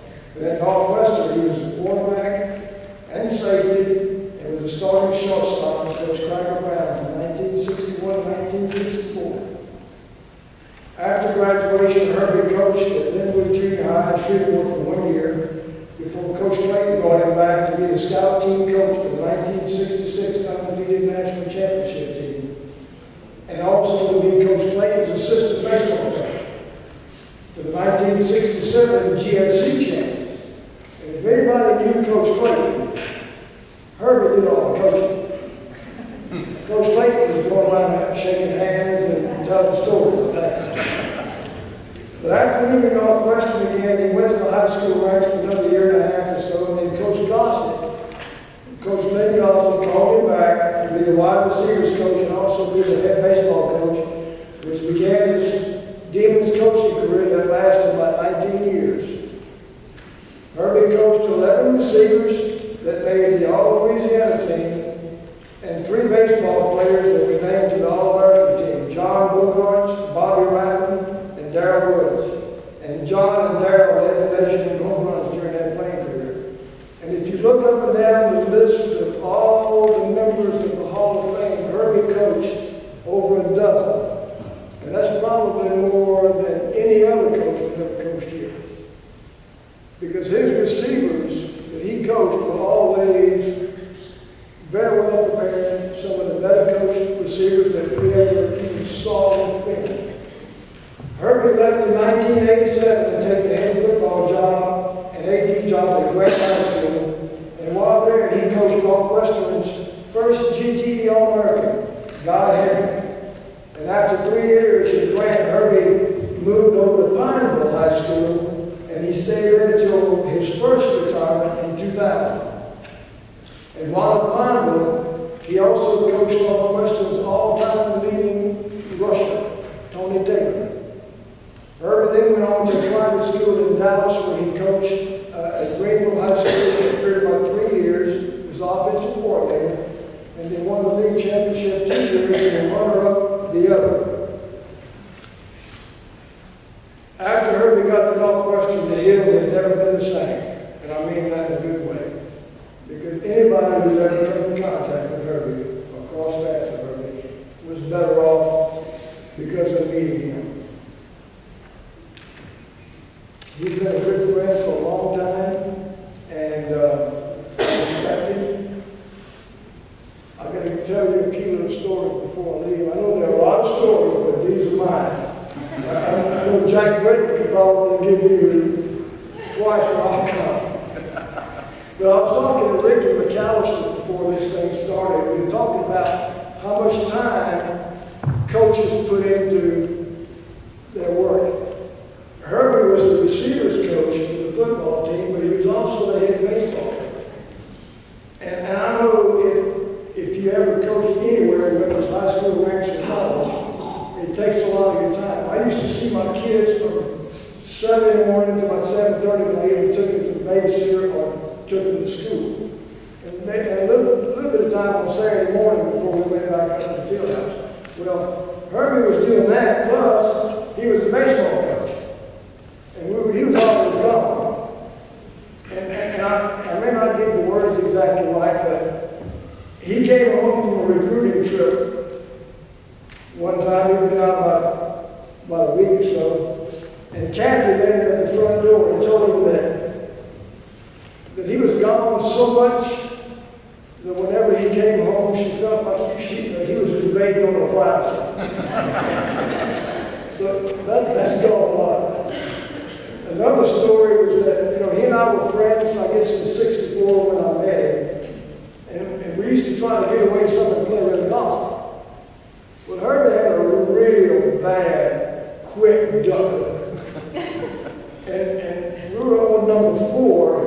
the country club, and I don't know why I teed off first, but he was probably getting something to drink. And I was walking down the fairway, pulling him a little court.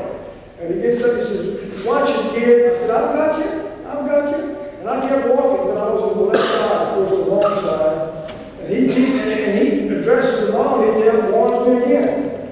Well, I said, "Hey, I've got it, don't worry about it." And he hit that darn thing, and I mean, he took a real quick left hook, and he hit it right in the butt. But we're still friends. And when I first came to Northwestern, I heard the rumors about Herbie drawing up plays in the dirt during the football games. So we had the offense that Northwestern had, and then when Herbie went in, Herbie had his offense. Of course, he blamed him on Coach Connect for getting in trouble. But he used to make up plays in the huddle. Coach Clayton would send him in, go in there and get us a touchdown. Well, he didn't tell Herbie where the plays were, so Herbie would make up his own plays in the huddle, and they would work.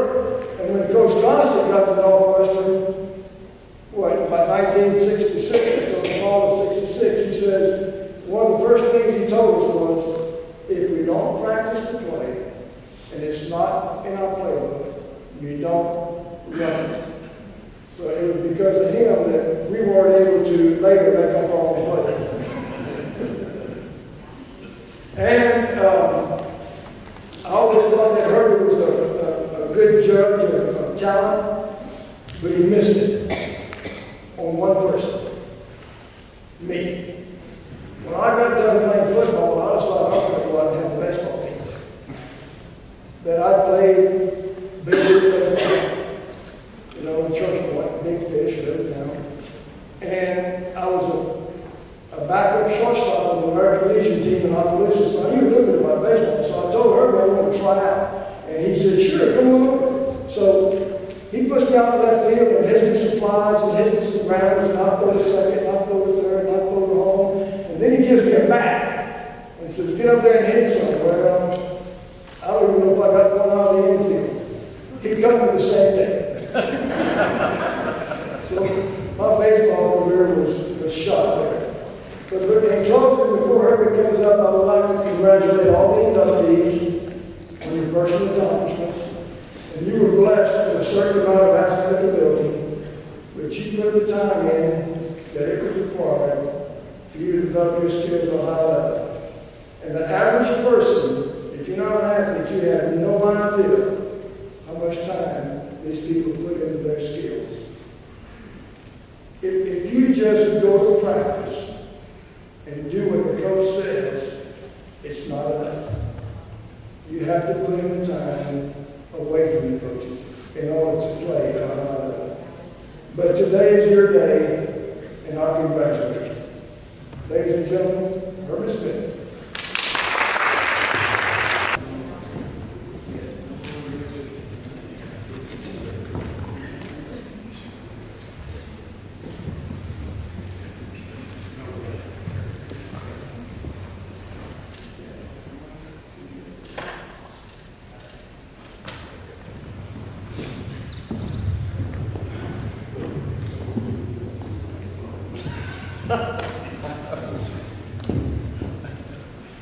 Well, I can tell you this is a great honor. The things that you go to university and you hang around long enough, they do something nice for you eventually. And I definitely hung around a long time. And, Coach Gatewood was bringing up this deal, Coach Clayton recruited me. I played at Jesuit High School in Shreveport. And unbelievably, my high school offensive backfield coach, Coach Frank Cicero, is here today. And I am so pleased with that. It's unbelievable. Coach Cicero, where are you? I'll tell you what,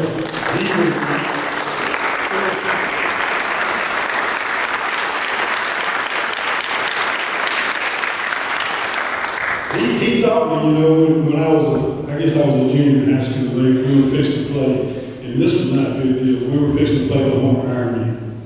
And they were famous all over the state of Louisiana. And he took me out there at the second half of the lunch hour and taught me to play quarterback.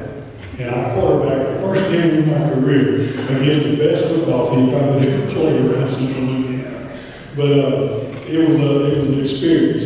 But I got a chance. Coach Clayton signed me with a football scholarship. I came down here in 1960. I did a red shirt. I got a chance to play as a freshman. And then, you know, things went pretty good. I won a few games as a freshman. And then got into my sophomore year and started the first 7 games that year. In the meantime, I went out for baseball. And Coach Brown, who was the offensive backfield coach here at the time, was also a baseball coach. And he wouldn't let us, he told us, he said, fellas, we don't get out of class to play non-conference games. Okay, so I said, okay. So I was going to be the starting shortstop. So I'm over there and I'm taking a 30D. If any of y'all know what that was WSI. That's when Dr. Bonnet and Dr. Scobo tried to drown you. So we went over there and I'm swimming all over the place, shooting everything, and my eyes are all bloodshot, red and everything. And they're playing baseball down on the baseball field. I'm about to die. I'm ready to go, you know.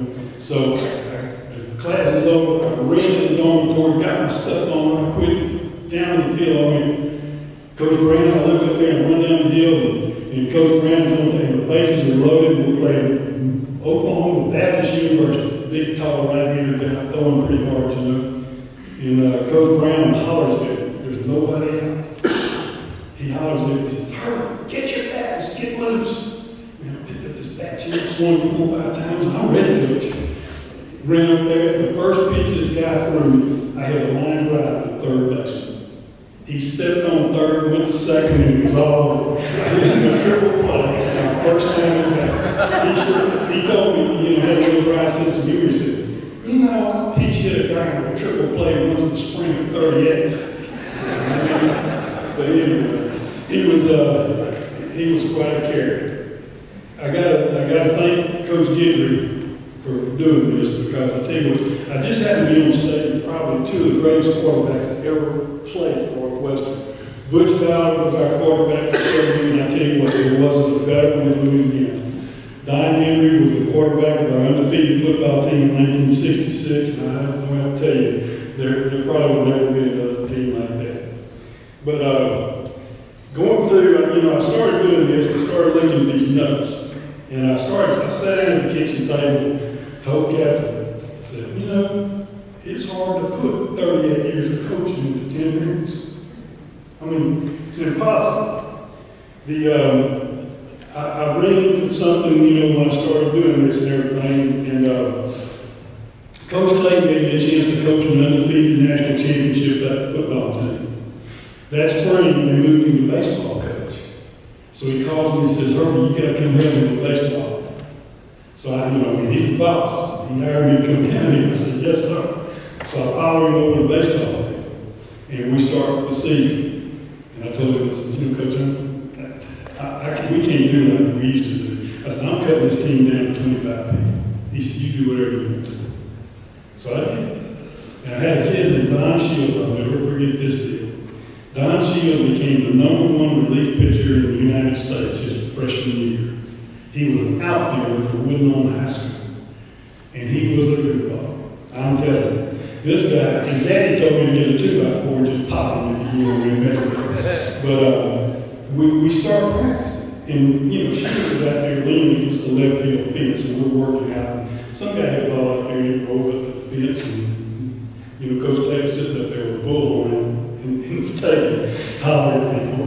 And so the ball rolls up the fence, and somebody hollers at him, "Sheets, throw that ball in."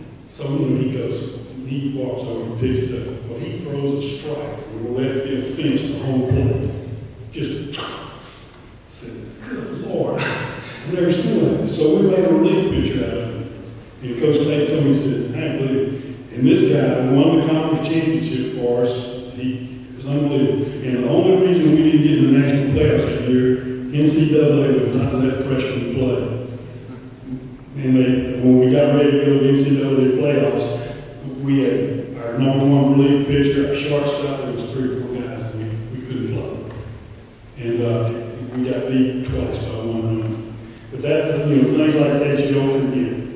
Now, the other thing, you know, I was very fortunate that probably that Coach, when Coach Williams came, because being a receiver coach, I coached Alvin Phillips, and Alvin taught me tons of stuff about playing receiver, because I found out real quick when you play people, bump and run against people like Alvin Phillips, and it's hard to cover somebody when you've been knocked flat in the back.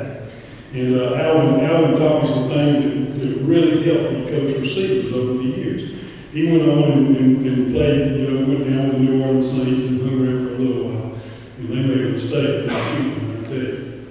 But the greatest thing was, after Coach Williams came in here, we started throwing the ball. And I mean, for a receiver coach, that makes it fun. We were going to throw the ball 40, 35, 40, 50 times a game. And so we were able to recruit a bunch of real good receivers.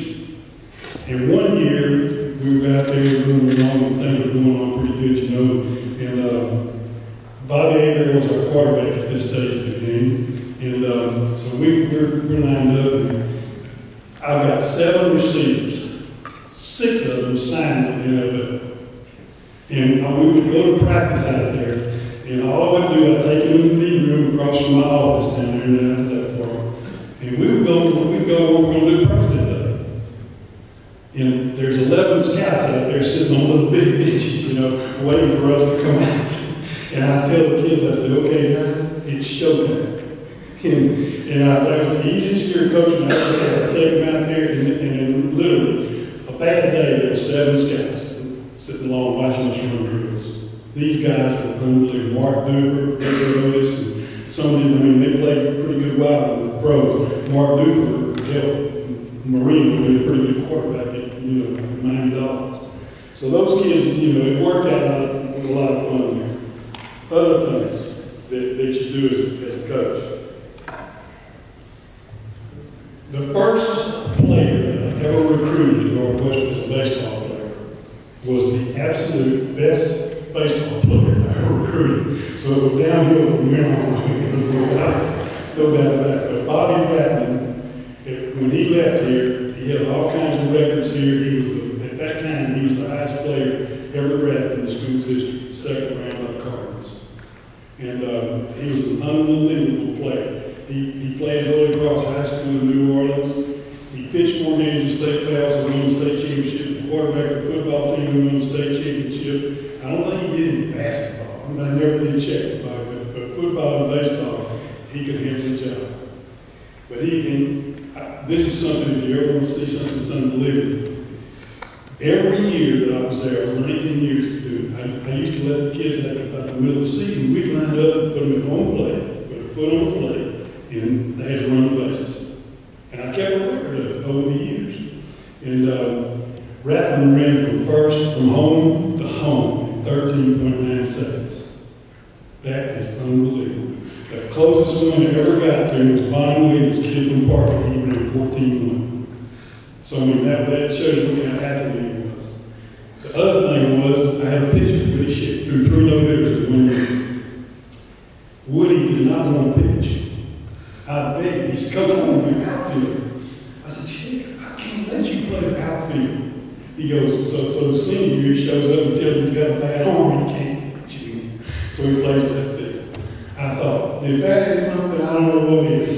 But he did it through 3 no-hitters in 1 year. There was a couple of good deals he played behind.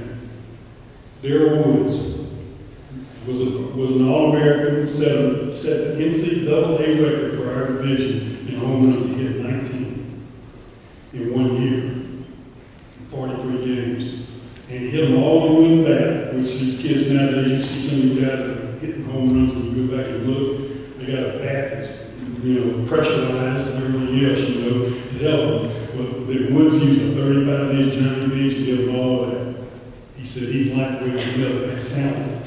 So I couldn't argue with him. But when I signed him, the pro scouts told me, they said, Coach, what are you going to do with this guy? He said, he can't run, he can't hit, he can't do anything. So I told Jim Hitchcock, who was a graduate assistant coach at the time, I said, Jim, you got to make a pitcher out of this guy. So he takes him down and they play fall baseball. I'm out there coaching football, And Jim comes back up to the office after they play this fall game. He said, Coach, are you sure you want to do this? I said, what are you talking about? He said, Woods can't pitch worth a foot, but he hit 5 home runs today. I said, so that was the end of that. He became an All-American first baseman. So that was kind of the way that worked out.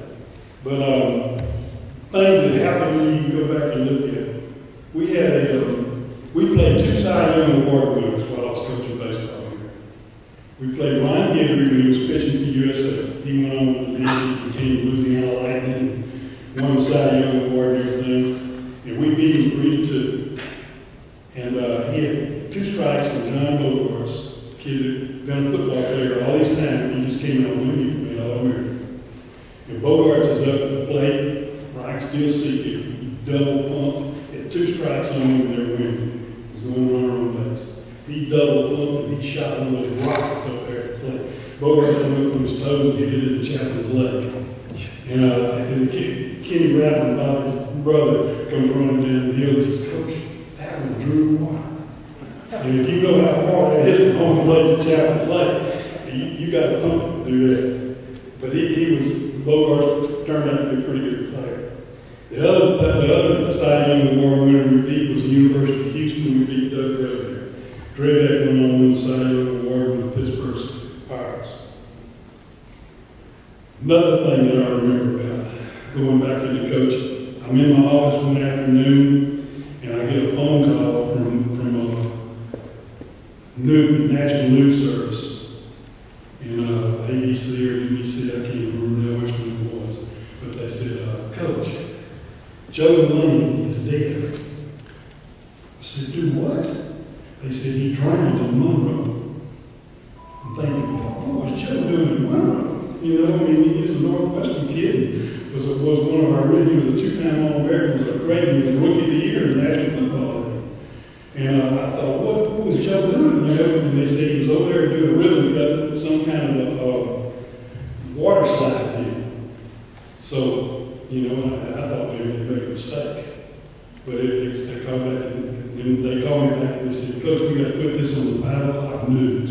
This was like 3:30 in the afternoon. They said, can you get us a highlight film of Joe to run the 5 o'clock news? I'm thinking, man, I'm not going to find go through all these films and find a highlight film in 30 minutes. And Bill Johnson was there with me. And I said, Bill, we got to get the film room. We got to start splicing together some film. So we take off, we get the film room. And I pull out the Northeast film. I got a highlight film in about the first 25 plays. The first play was an 87-yard touchdown run, and it just got better from there. And to show you how great a player Joe Lane really was. I mean, the highlight film out of the first quarter against Northeast. Unbelievable. There were a few other little things. Mike Hoffman, I coached as a receiver here. He was the only one of them that, when he came in here from Bossier High School, he was a 4-time All-Louisiana wide receiver. Unbelievable.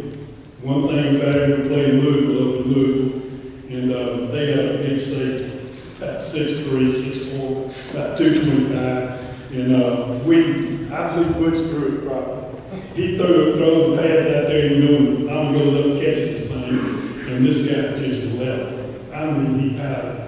And Mike still got the ball, and he jumps up and he throws it to the guy like this, and he walks off. When he gets over to me, he's going, he said, Coach, I'm going to let that sucker go and hurt me.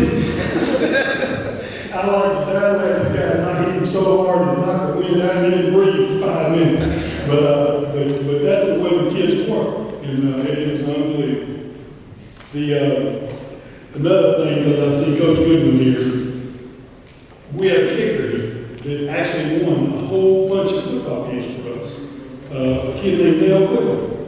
They said, where did Dale Quickle come from? Well, I'm sitting in my office one day, and they bring the mail up there, and they threw a bunch of mail on the desk. And here's this letter. It's written, I'll never forget it. It's written on Old Main Stationery. I'm thinking, somebody's sent me trying to sell me insurance, So I opened the letter. And it's a letter from Dale Quickle. And he said, Coach, we were interested in trying to find a place for Dale to go to school and all this kind of stuff. And he was a kicker. So I looked at it and everything, and I read the letter, and I would have never called this kid back. except he played for Sam Goodman. I figured if he played for Sam, he had to be fairly decent. So I called Sam and asked him about it. He said, he's a good kid, coach. So, you know, he played at Park High School in Little Rock. So I invited the kid down. And make a long story short, this is actually happening. We're playing Southeastern. The final score of the game is 16-14. But we're playing Southeastern, and I've been working, I was a special teams coach. Worked with the kickers after practice every day. I knew exactly how far every one of them would kick the ball. And, you know, I had it all on the charts and everything. So we're getting ready to do it. We have another kicker named Leo Claymore. Leo was a great big strong kid. I mean, a kicker that could bench 454. Give me a break. But anyway, this, you know, AL was running up down the sideline, our head coach and everything. We're down to 16-14. We owned the ball there and got covered. Fourth down. I mean, this is it. So AL said, what are you going to do? What are you going to do? And I said, I'm thinking about quicker right there. Because I said, ask Billy Larry, he's our offensive coordinator. I said, Bill, when they spot the ball, how far is it going to be from, you know, the kick? Larry goes, it's going to be 47 yards, Herbie. I said, I turned around like this, and I went, quicker. And AL is standing in front of him. He ain't even watching the field anymore. He's jumping up and down because Leo was our long distance kicker. He'd have kicked it on top of the field house, but it wouldn't have been up. You know, I mean, I'm out there, I know. I've been working with this guy for 3 weeks. So I hollered, Quickle's range was 49 yards. And this was 47. So he goes running out there on the field, you know, and Coach Williams is not even looking now. He's jumping up and down. He even had the camera.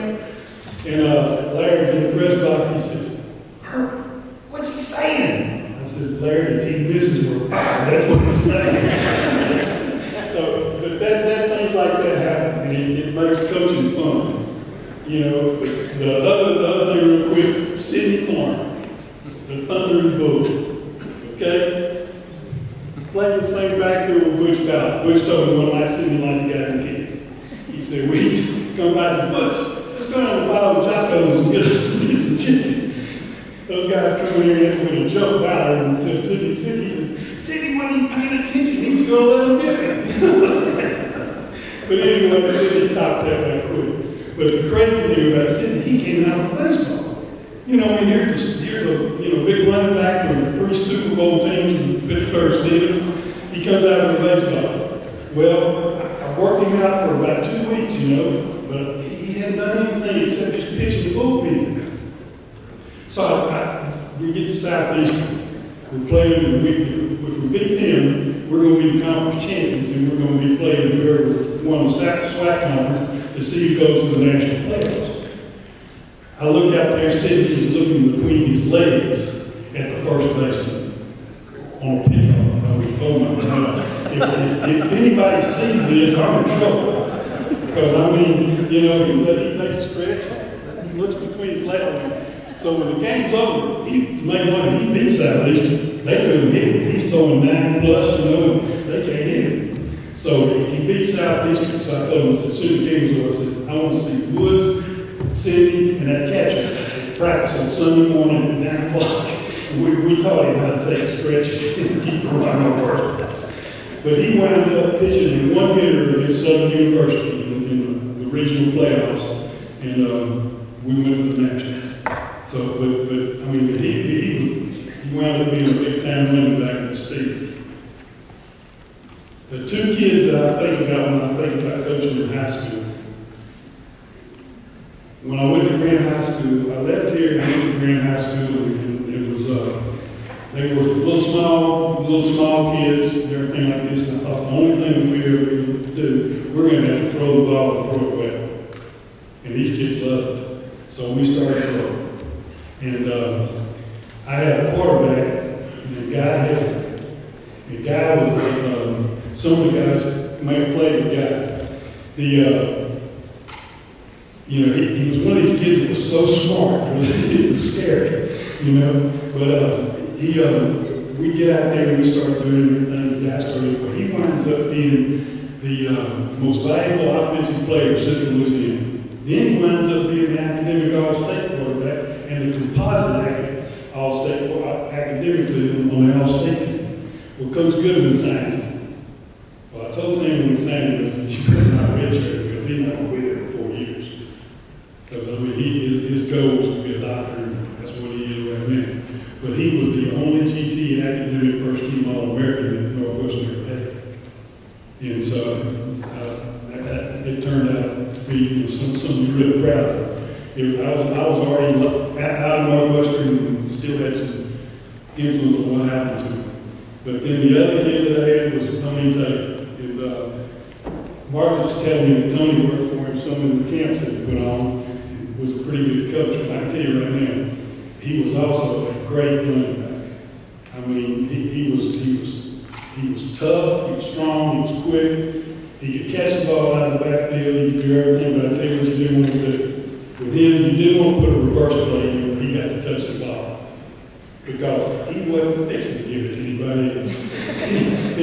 I told him, I said, we ran a reverse one night and it was wide open. And he keeps the ball and he keeps going, you know, well, he gets hit about 5 times, but he scores. So I'm going to jump on him in the side. I said, Taylor, what are you doing, son? We worked on this all week. He said, Coach, I read it. I said, you read it? I said, well, I don't want to hear it anymore. But that's the way Tony was. He was a tough kid and did a great job. Again, I want to thank the Graduate Club. This is a great deal. Doug Ireland and Greg and all that, and Jack and the whole crew. I appreciate it. I really do. You know, this has been Northwestern has been a great thing for me. My 2 kids both went through the lab schools here. One of them's an engineer, one of them's a doctor, and so they got a pretty good education at the lab school. There's no doubt about that. And I met my wife here. She probably went ahead, that's where I met her. And that was about 46 years ago. And things have been really good. It gave me a chance to earn a living doing something that I would have done for nothing. Seriously. Because being part of these guys' lives and them they think that I did something to help them, they helped me. It was a great run. And again, thank you for this honor, and I appreciate it very, very much. Thank you. You know, Coach Connect used to tell us, among other things, besides I got a bus ticket for you home, he used to tell us that it was a privilege, not a right, to play college athletics. He's right. And these 7 inductees took advantage of that privilege, didn't they? Would you all please stand one more time and let's give them all a round of applause.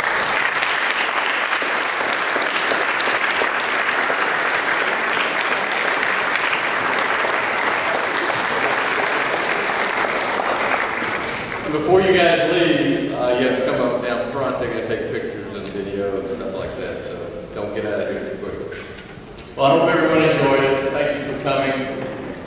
Now, I want you to go out and enjoy homecoming festivities.